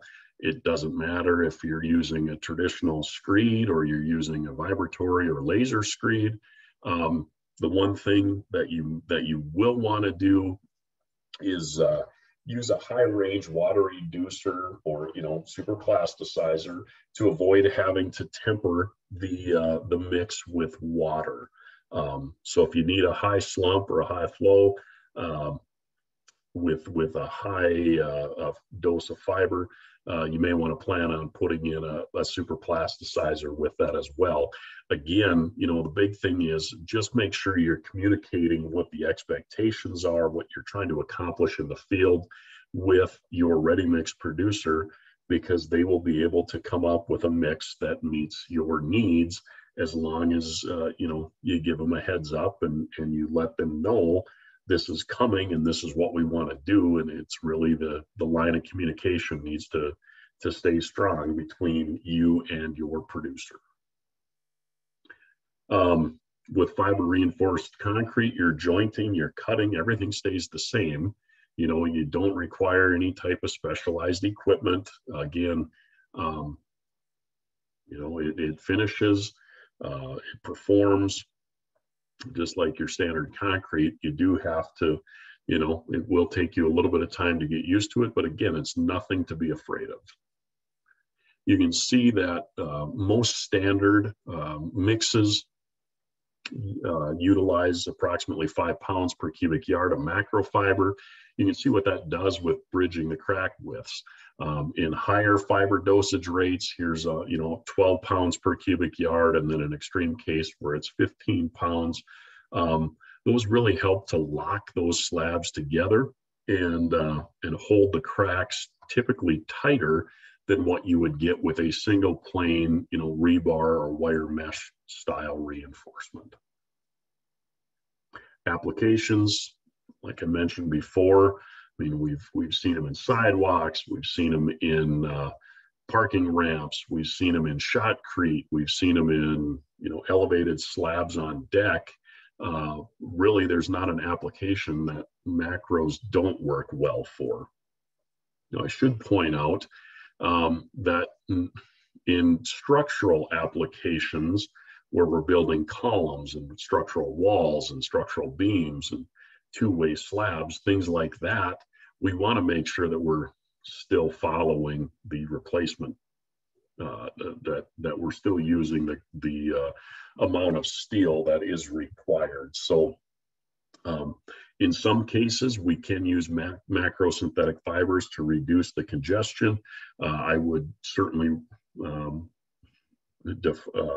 defer to a structural engineer in these cases to see how much we can take out before I would feel comfortable saying that we can take out any. So, these are some applications where macros, may not be the cure-all. A couple of interesting research projects that I just thought you might like to hear about with macros and micros in the marketplace. This is the Kennedy Bridge up in Grand Forks, and this was a combined project between the Minnesota DOT and the North Dakota DOT. MnDOT had the design of the bridge, and then North Dakota did the quality control, quality insurance. MnDOT has been experimenting with using microfibers and macro fibers on all of their bridge decks.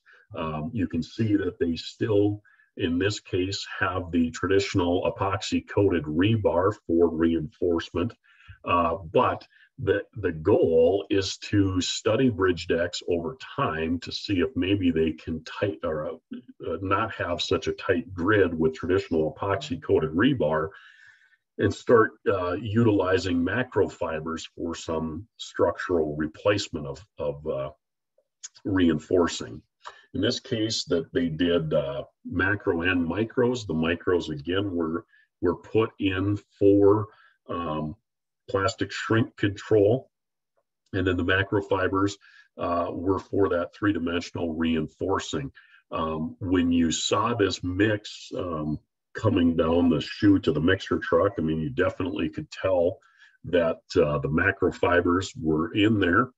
And what I was amazed with was looking at the pictures when the deck paver was going over and knocking it down, there was enough paste volume to coat these fibers. And you can see as they're finishing and pulling across with the broom to get the texture in there, you're not pulling a lot of the fibers back up. I'm not going to say that there weren't any, but I think it's minimal compared to what most people's perception of what it will look like. Again, it's basically because of the contractor and the owner, the DOTs in this case, working with the supplier to come up with a mix that is finishable and placeable.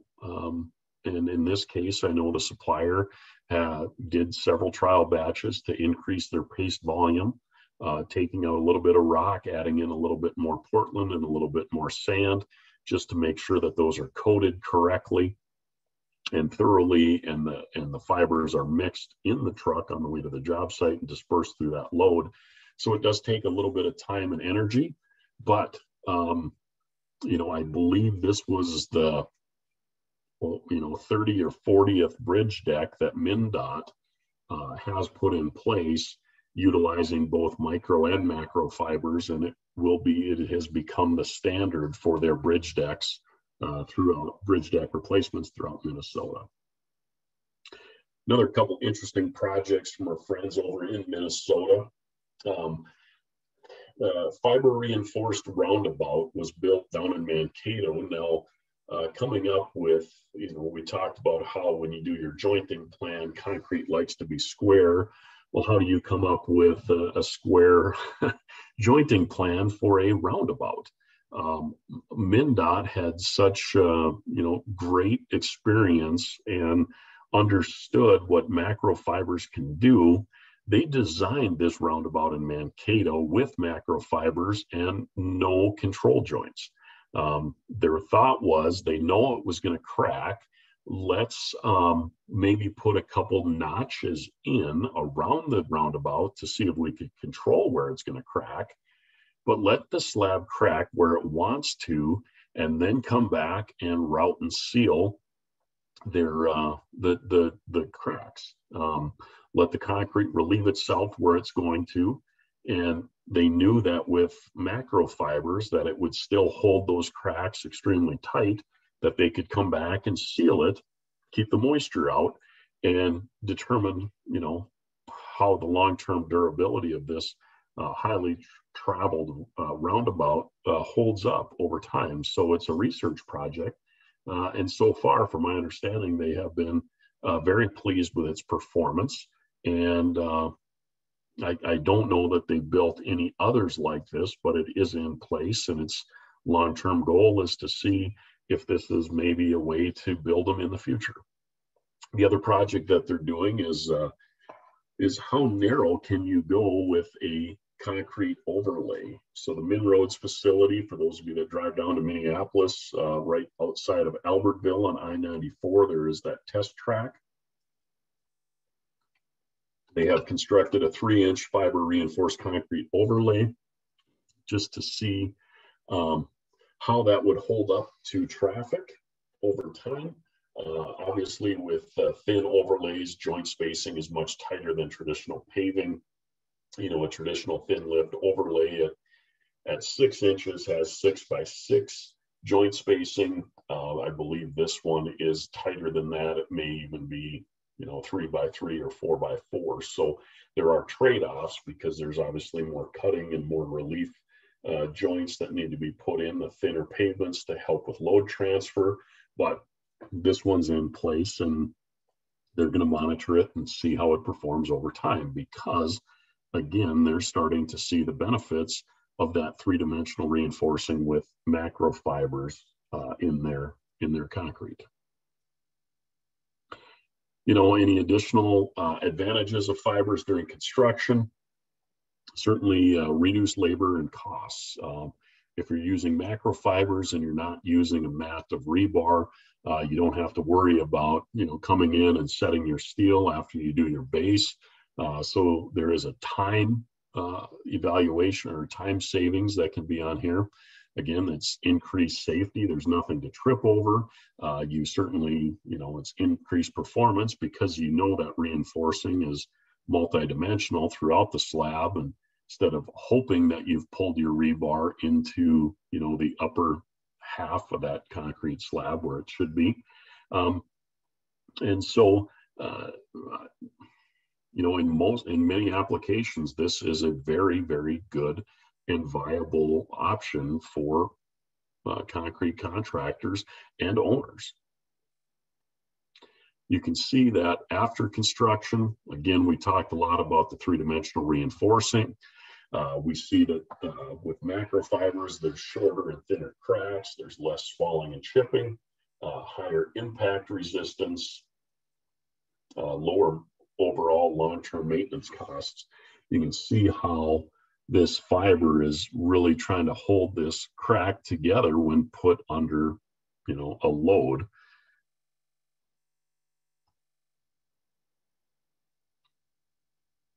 Okay, so those were fibers. Any questions on that before I move on to a brief look at composite rebar?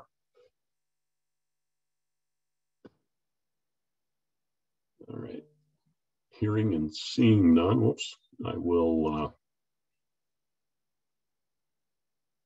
click back onto that as well. So composite rebar, fiberglass rebar, whatever you want to call it. Again, most people think this is a fairly new concept. It is not. This technology in some form or another has been being evaluated for about the past 30 years, but it wasn't until recently that material technology and manufacturing standards have dramatically improved, really over the past decade. But over the past 3 to 4 years, we've seen really a push to allow composite rebar in as reinforcement in paving.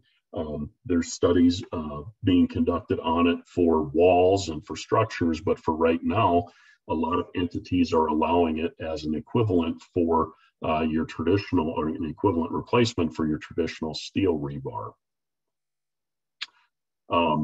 Some of the benefits of composite rebar: it's lighter weight material, reduces labor cost and the risk of injury. Its higher tensile strength meets structural flexibility. Again, this is a material that resists corrosion, does not rust. There's a lot of the issues that you worry about, impurities and not getting a good bond to the concrete. The way that composite rebars are made, it does get a very nice bond when that concrete starts to cure and harden around it, so that you're making sure that it's really sticking together. And again, that it doesn't rust, and so you don't lose that bond over time. Right now, when composite rebar first came out, one of the knocks on it was its cost, and we've all seen what different commodity prices are doing and availability right now. So, one of the benefits is that it's not affected by steel price variations. It's pretty uniform cost across the board, and we don't see the large spikes or decreases in the pricing of it. So it makes it easier to work into your bids. And again, composite rebar doesn't require any specialized equipment. If you're utilizing traditional steel bar, you can switch over to composite and not have, any large need for capital expenditures on different equipment. Some of the challenges that we see with it is that it has low stiffness and ductility, sometimes make it a challenge to replace steel rebar in certain applications. One of the things that I've seen is that with with steel columns, for example, if you put in steel bar and then you put in composite rebar, if you have any type of bump or push into that column, the steel will remain a little flexible and may bend with the impact, whereas fiberglass rebar or composite rebar may snap. And so, that makes it a challenge to replace it in certain applications. There have been, since it is becoming used in the marketplace, and there's not a lot of, even though it's been around for a while, there's not a lot of testing and data to show how it would perform in a fire or about its long-term deflection or creep. So again, these are things that are going to have to be watched over time here, and so some of those concerns might be put to rest. Again, it's can't be bent in the field. So if you do have specialized bends and different things like that, you have to order it from the factory. And again, cost can be a factor, but right now what we're experiencing with steel prices, that doesn't seem to be as big of a challenge as it was maybe a couple of years ago. I do know that a lot of the companies that sell composite rebar have been working with various cities and counties and different agencies throughout North Dakota to get it approved for use. As with anything, we're talking in general terms about a product that is in the marketplace, but I would recommend that before you go out and buy a bunch of this stuff and start installing it, that you do check with your local governing agency to make sure that they are okay with you utilizing it as an approved equal or replacement to their traditional steel reinforcing. Any questions on composite rebar? Okay. And like I said, the next area here is just insulated concrete forms. I recognize that, I would venture to say the majority of those on this call are paving contractors, but in the chance that we do have some companies that do both paving and foundation style work, I did want to just briefly talk about ICFs and how they're becoming a more viable option in the marketplace right now. It used to be the insulated concrete forms. The knock on them was that it was more expensive to build with right away. And then you would have to calculate the energy savings created from utilizing ICFs to help cover that cost over the lifetime of the project. Not so much anymore the case. New study that came across my desk yesterday or 2 days ago showed that lumber prices are up about 160% from this time last year, and that makes ICF walls comparable to 2x6 framed insulated walls in cost. Again, with rising cost of lumber and the inavailability to get it in some cases, or having to wait a long time to get your floor trusses or your roof trusses or bunks of lumber, these are becoming a more viable building option in both the residential and commercial fields, and price isn't an option anymore. It's not a barrier to entry. Plus, you get the benefits of an ICF structure. Here we say home, but a structure, they outweigh that of wood. I mean, there's the safety contingent.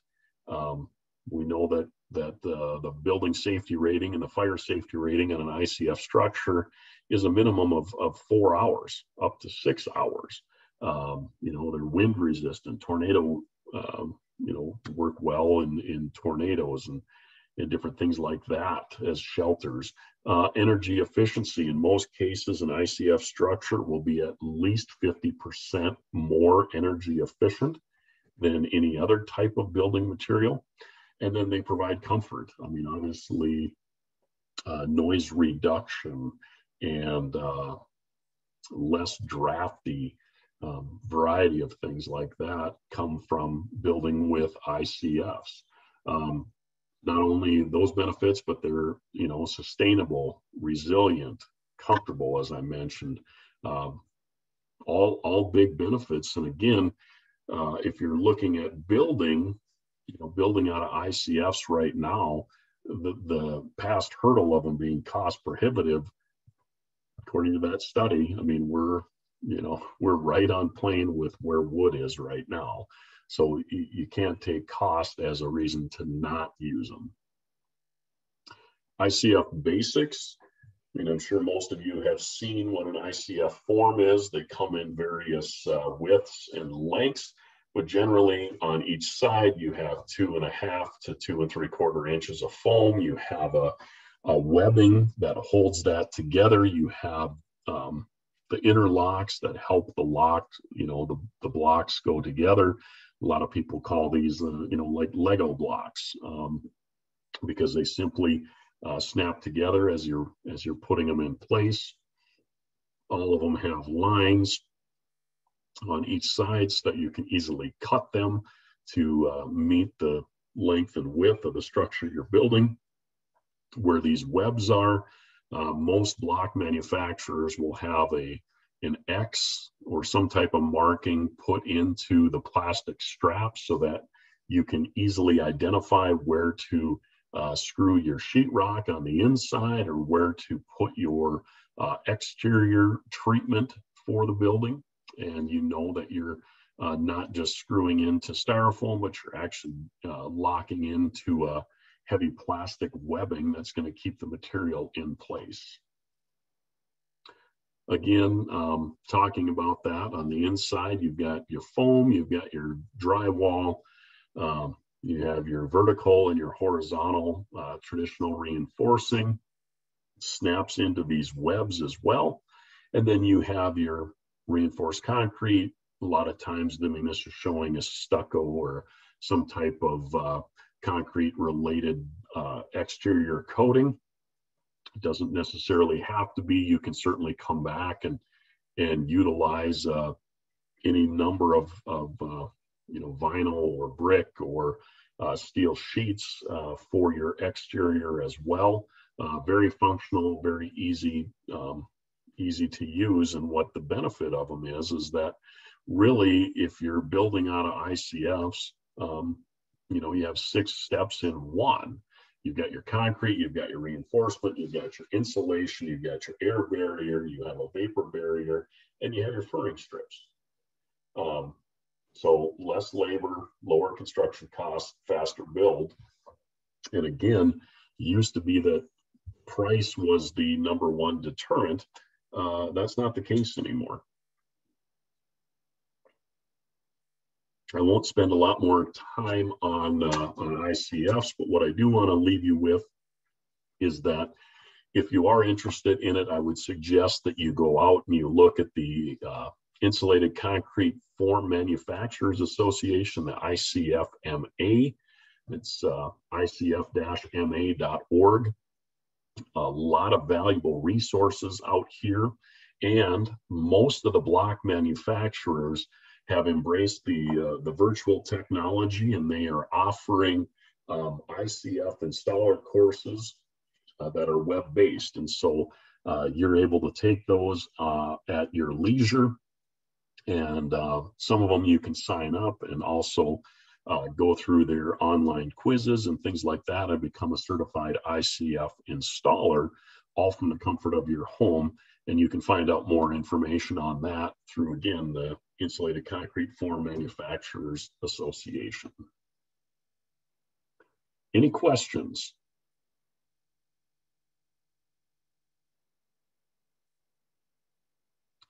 Everybody still with me so far?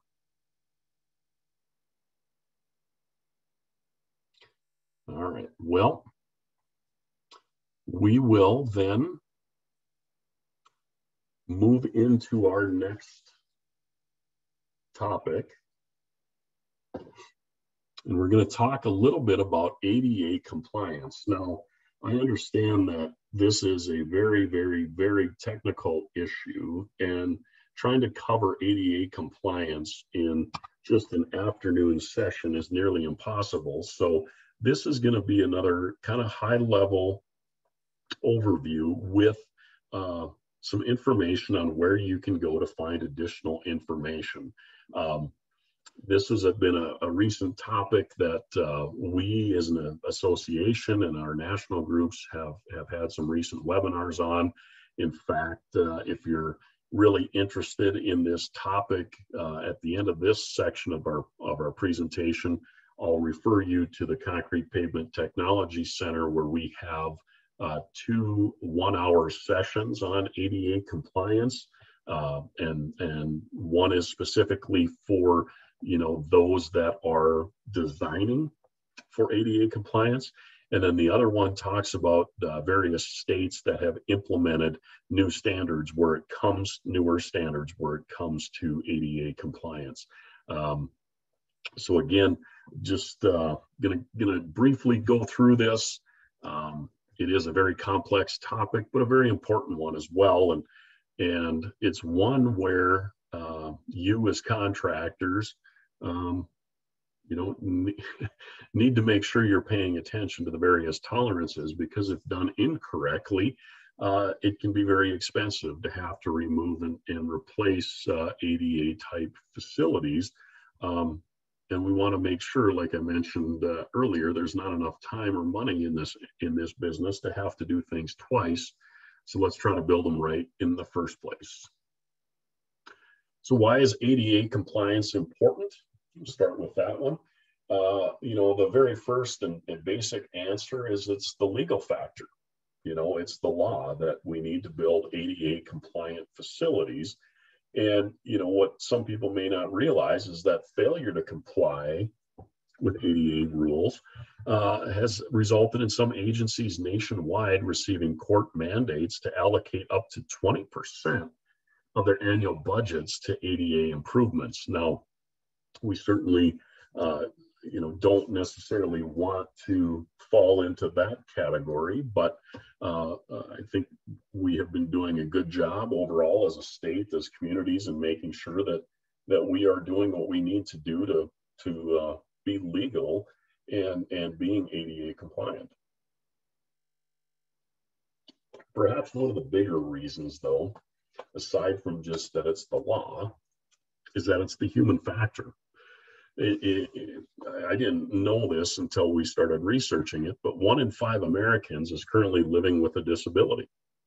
And so barriers that prevent the disabled from safe travel also decrease safety for other users. I mean, we want to make sure that the public has a safe route to travel, and it's not, and infrastructure is not inhibitive to anybody being able to get from point A to point B. What's interesting is, I know when I was on the production side and out visiting with contractors, and they would be maybe a little gruff about a city inspector or an inspector in general, just being sticklers about the tolerances and not really understanding why or what the impact of that to the end user could be, and why those tolerances are in place. Well, if you have excessive cross slopes, it makes travel exhaustive to almost impossible. Right now, your cross slope, and what we'll see, is normally about a 2% slope. If you're off by 1%, a 3% cross slope requires 50% more exertion on a wheelchair user's countering arm. Okay, just a 1% difference on that cross slope of a sidewalk is a 50% more exertion. If you don't think that's a big deal, the next time you're on a job site, load up a wheelbarrow and have all of the weight, or have it overloaded on one side, either the right or left side, and then pick it up and push it around and be able to feel that difference. That's a way to put yourself into a position of somebody that is trying to get around efficiently. I think that's a pretty good way of demonstrating the difference there, and why it's important to make sure we're paying attention to the various percentages that are allowed. Why is it important? Again, when you make something accessible to some, you make it accessible to all. And this applies to sidewalks and shared use paths and other infrastructure that's used to help people get from point A to point B. And why is that important? Because access equals safety. I mean, we certainly don't want to see somebody in a wheelchair having no other option but to go off on a curb like this one, like this photo demonstrates. I mean, it's dangerous, it's not safe. It is not an efficient way for a person to get around. If the person would happen to fall out of that chair, who's there to help maybe get them back into it? So there's a reason that if you provide access, you want to make sure that you're doing it safe. And again, providing access to some means you're providing access to all. Think about the other people that benefit from ADA access routes. I mean, if you're pushing any type of cart, here it's a stroller. You're not standing out in the street lifting one end up and then having to lift the other wheels over the curb. Bike riders, people on skateboards, whatever the case may be, having those ramps helps to effectively and safely move the traveling public. The other thing is, as we, I find this kind of comical, but walk down any or drive down any street or sit on a park bench, as we continue to become more and more tuned in and connected to our devices, providing access is hopefully, if these folks that are still, so glued to their phone, if they get to an area and they feel an ADA panel, a detectable warning panel, it might make them stop and think and not walk out into traffic, you would hope. But again, providing access to some is improving safety access for all. So of course, to build them, we want to make sure that we're following rules and standards so we don't get, infrastructure that looks like this. I mean, I wish I was joking. I'm not sure what this project proves or helps, but I promise you it's not photoshopped. And unfortunately, somebody designed this and somebody was paid to construct it. And it really does not serve any greater purpose. Same thing with this. I mean, we have to make sure that we're constructing things, and when our engineers are designing facilities, that we take everything into consideration. I mean, here you have a ramp that is controlled access, but the island here, nobody thought to leave and to knock that out to allow wheeled access to roll through it. Again, when you're out constructing, and if you see things that don't make sense, it's up to you to say something and try to, not allow things like this to get built. So the other thing to look at as well is drainage issues. When we look at safe access, it should be skid resistant. I mean, here you have improper drainage. You maybe have a road that was overlaid many times, and so the grade is off, and so you're not allowing water to move. Here you have, puddles of water that are on your detectable warning panels and in your ADA ramps that are pooling up. That's not safe access. So there's a number of factors to look at and rules that need to be followed. The most of the rules that you're probably familiar with are the Americans with Disabilities Act accessibility guidelines. These were the first rules published and enforced for right-of-way construction, but they were largely designed for buildings and building access. There is a second set of rules or guidance published, and that is the Public Right-of-Way Accessibility Guide, or PROWAG. What's interesting is that this is not currently a national standard, but specific entities can choose to adopt the guidelines of PROWAG. And so a couple of the things that I'm going to show you today are based on the PROWAG standards.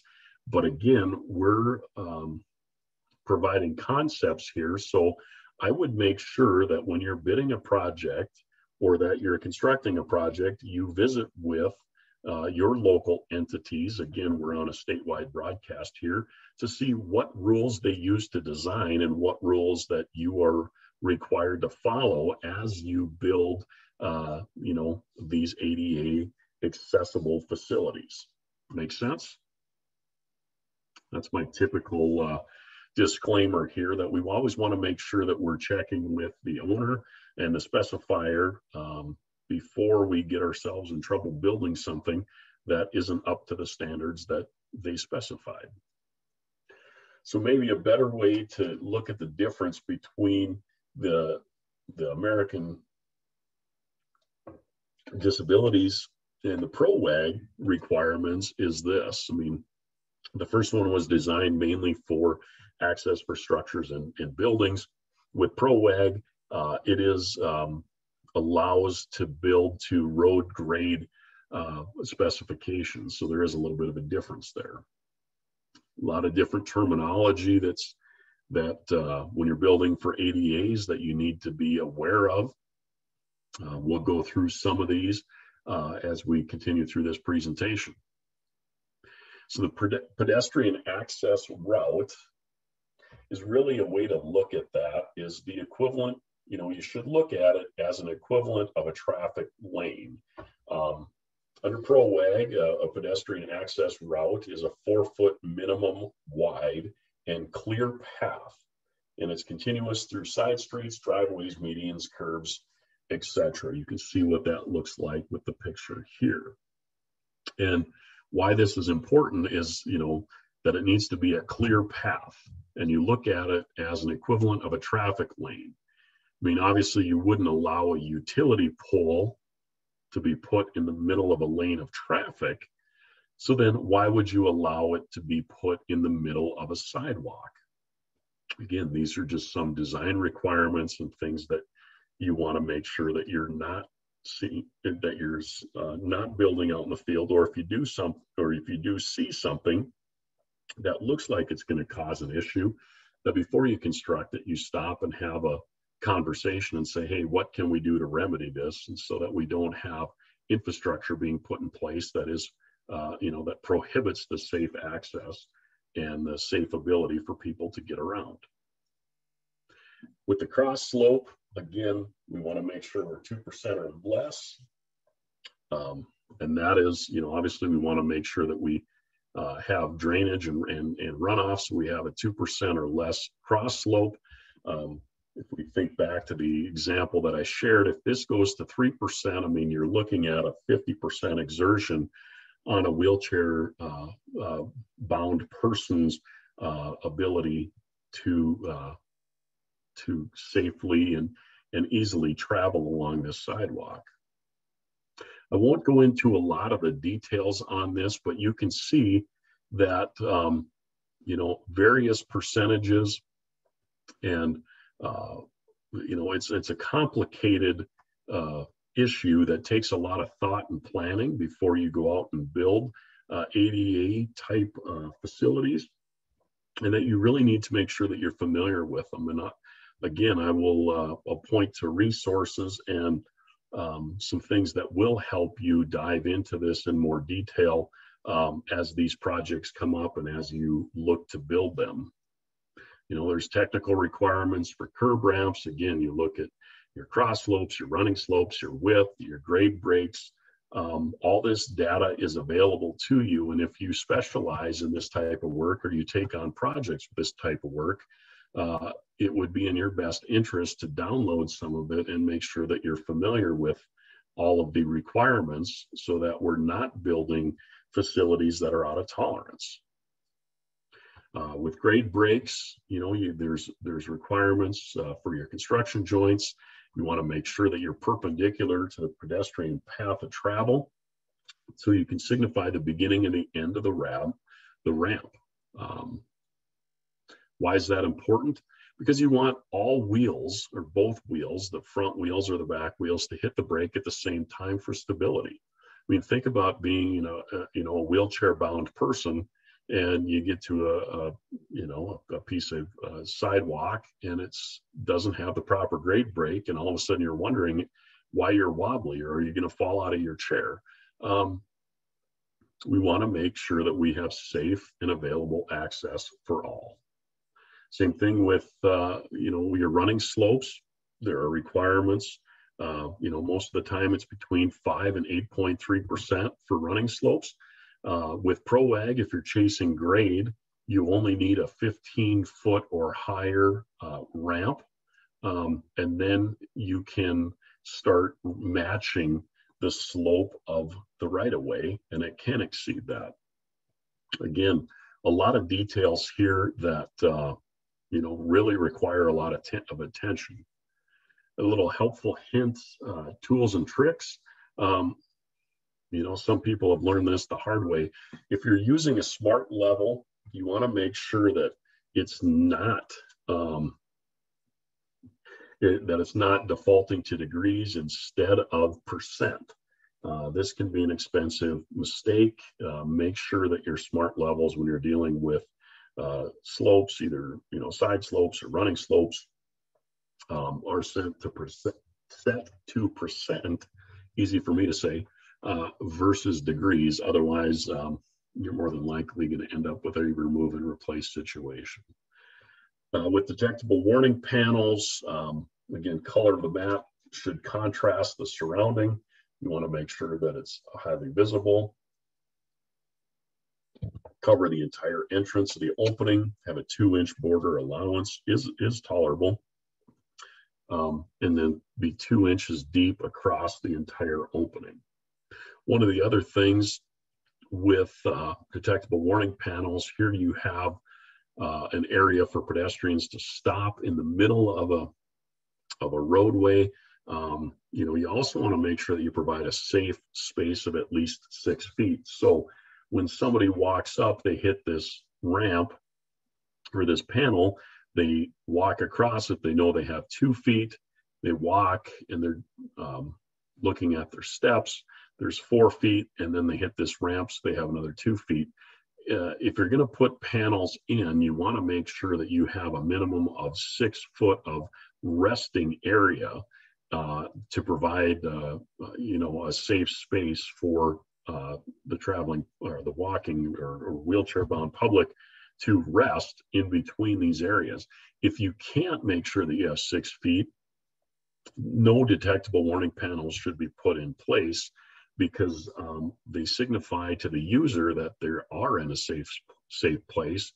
And, in this case, if there wasn't enough room for a resting area, they would know that this isn't a safe place to stop as well.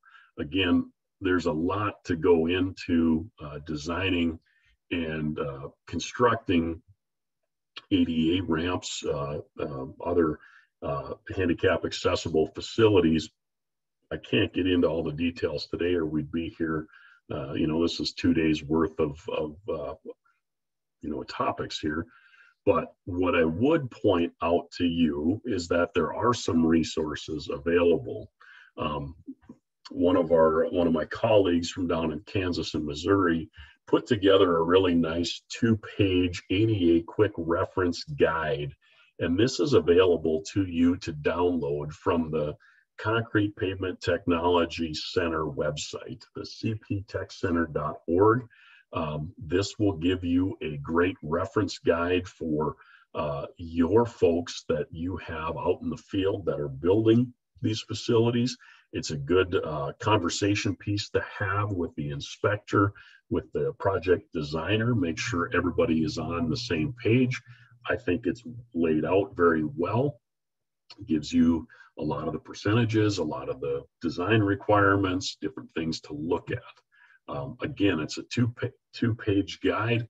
It is free, and if you are in the ADA world of construction, I would highly recommend you to go to the CP Tech Center website and print out as many copies of this as you need for all of your crew. I think it's a really well done reference guide, and really can help you out in the field. Again, additional resources on this. I mentioned that we do have 2 webinars that are out on the CP Tech Center website as well. So cptechcenter.org. Once you're on their site, You can look for webinars and find that information. Any questions?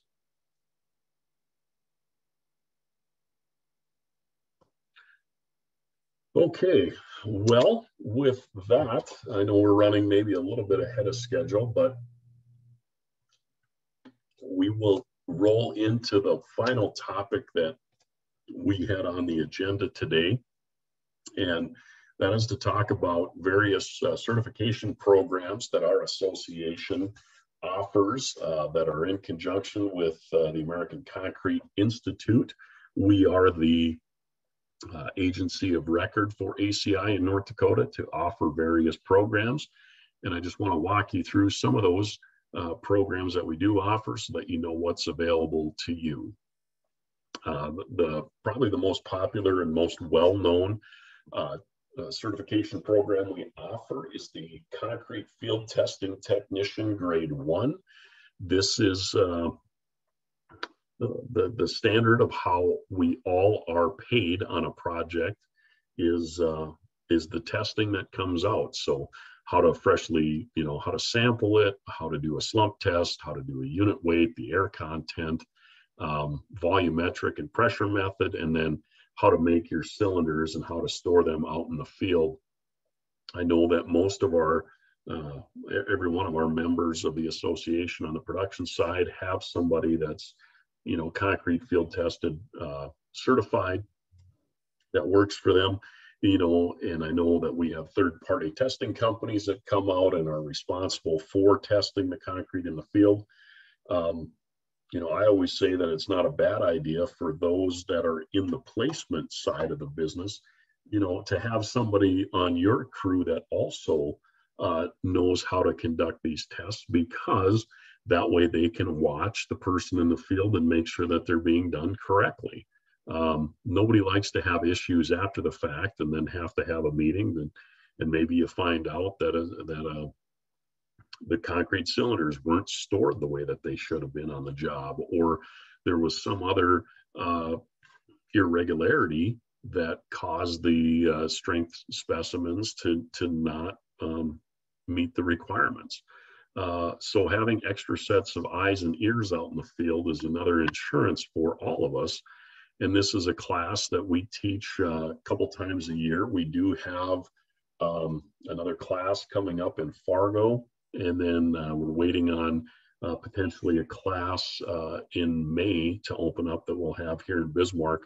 All of our test schedules are located on our website, and would certainly encourage you to take a look at that and consider maybe getting this certification. Goals of the course, obviously we want to provide valid uniform tests for QA, QC, prevent deficient materials from being incorporated into our work, and then just making sure that we're all doing what we're supposed to be doing. And the owner is getting the end result that they're paying for. One of the other popular classes that we have and we've offered for a few years now is the Concrete Finisher Associate, the Concrete Finisher Advanced Certification. And this is for, the concrete contracting community. You can see all of the areas that it covers. And basically what we do is we have, for these classes, we generally have 1 day of classroom instruction. Most of them do require then a examination, and some of them require a physical demonstration of the ability to perform the tasks. But the concrete flatwork finisher course is something that I think is going to be gaining more attention. The city of Fargo, in their 2021 spec revisions, now require, if you're going to bid City of Fargo work, that you have a minimum of one foreman per crew that's going to be working on a city-funded project to be ACI Concrete Flatwork Finisher certified. They, due to COVID and some of the constraints on getting people tested, they are not from my understanding, enforcing this strictly this year. They certainly recommend any contractors doing city work make every effort to get this certification, but they will give you a pass during 2021, but starting in 2022, that will be a requirement, and it'll be something that is checked when construction starts. Based on what Fargo is doing, I've had conversations with a few other communities in the state. I would anticipate that other municipalities may follow suit in the coming years. So it's good practice. It's a way to distinguish yourself from others, that you want to take the time and energy and show that you're doing things correctly and that you have the proper credentials. I would recommend that you take a look at this class. We do have one coming up the end of April in Fargo. With any of our classes that we do offer, we try to have a minimum of 20 participants. So if you have a large company and you want to run a bunch of people through it, we do have the ability to teach a class specifically for you. Otherwise, you can come to one of our general sessions and send a few employees this year and some next year, because the certifications are good for 5 years before you have to get recertified. Again, why become certified as an ACI concrete flatwork finisher?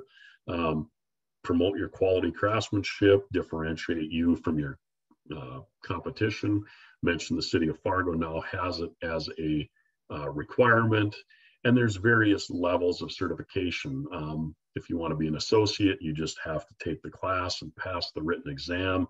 If you want to be a certified concrete finisher, you need to have 1,500 hours of experience and documented, and then pass the performance exam.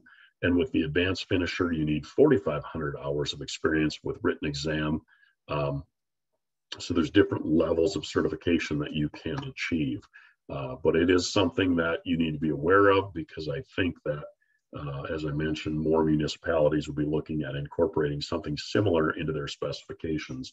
The specification that Fargo followed came directly from MnDOT. The Minnesota DOT has required this for years, and the spec that Fargo put in place was modeled after the MnDOT requirement. A couple of other classes that we've started offering: adhesive anchor installer and post-installed concrete anchor installation inspector.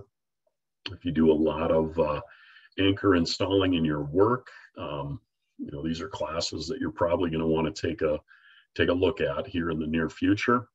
And then we have other certifications: concrete strength testing technician, self-consolidating concrete technician, aggregate testing 1 and 2, base testing technician, quality control manager, more specialized certification programs. So if you are ever in a position where you need a certification, or you see something in a specification that requires a certification and you're not sure where to turn, please reach out to me and our association. We can, if we don't offer the certification that you need, 9 times out of 10, I'll know where to direct you to as well.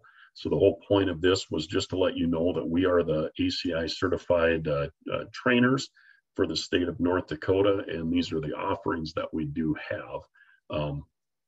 How do you find out about upcoming events or trainings, things like that? The events tab on ndconcrete.com is a good one. If you're not following us on social media platforms, we are on Facebook and Twitter, and try to list our events on those media platforms. If you would like to be involved, we do an e-newsletter once a month, and then we do subsequent email distributions as events or as information comes up. It's not overly cumbersome, probably a few emails per month. If you'd like to be added to that distribution list, please send me an email and I can get you signed up. All I need is your email address, or you could send it to Savannah Schmidt, and she can put you on that list as well. And that way you're staying informed on everything that we have going. Again, if you need specialty classes or if there's a specific area of instruction that you're looking for, give us a call, whether it's me, whether it's one of our members, whether it's one of our national members. We generally have a wide variety of information and resources available to you. Again, our whole purpose is to promote the effective use of concrete, and we want to make sure that all users have a great experience with it. We're doing things right. With that, I will close my formal presentations. We are a few minutes ahead of 4 o'clock. If people would like to stay on, and if there's other questions that you would like to ask me or ask of the group, please feel free to do that. And if not, we want to thank you for spending some time with us this afternoon. We hope that you have a safe and productive 2021 construction season. Let us know how we can help. We are here to be a partner with you, and we have a lot of resources, and let's work together. Thank you very much for being here.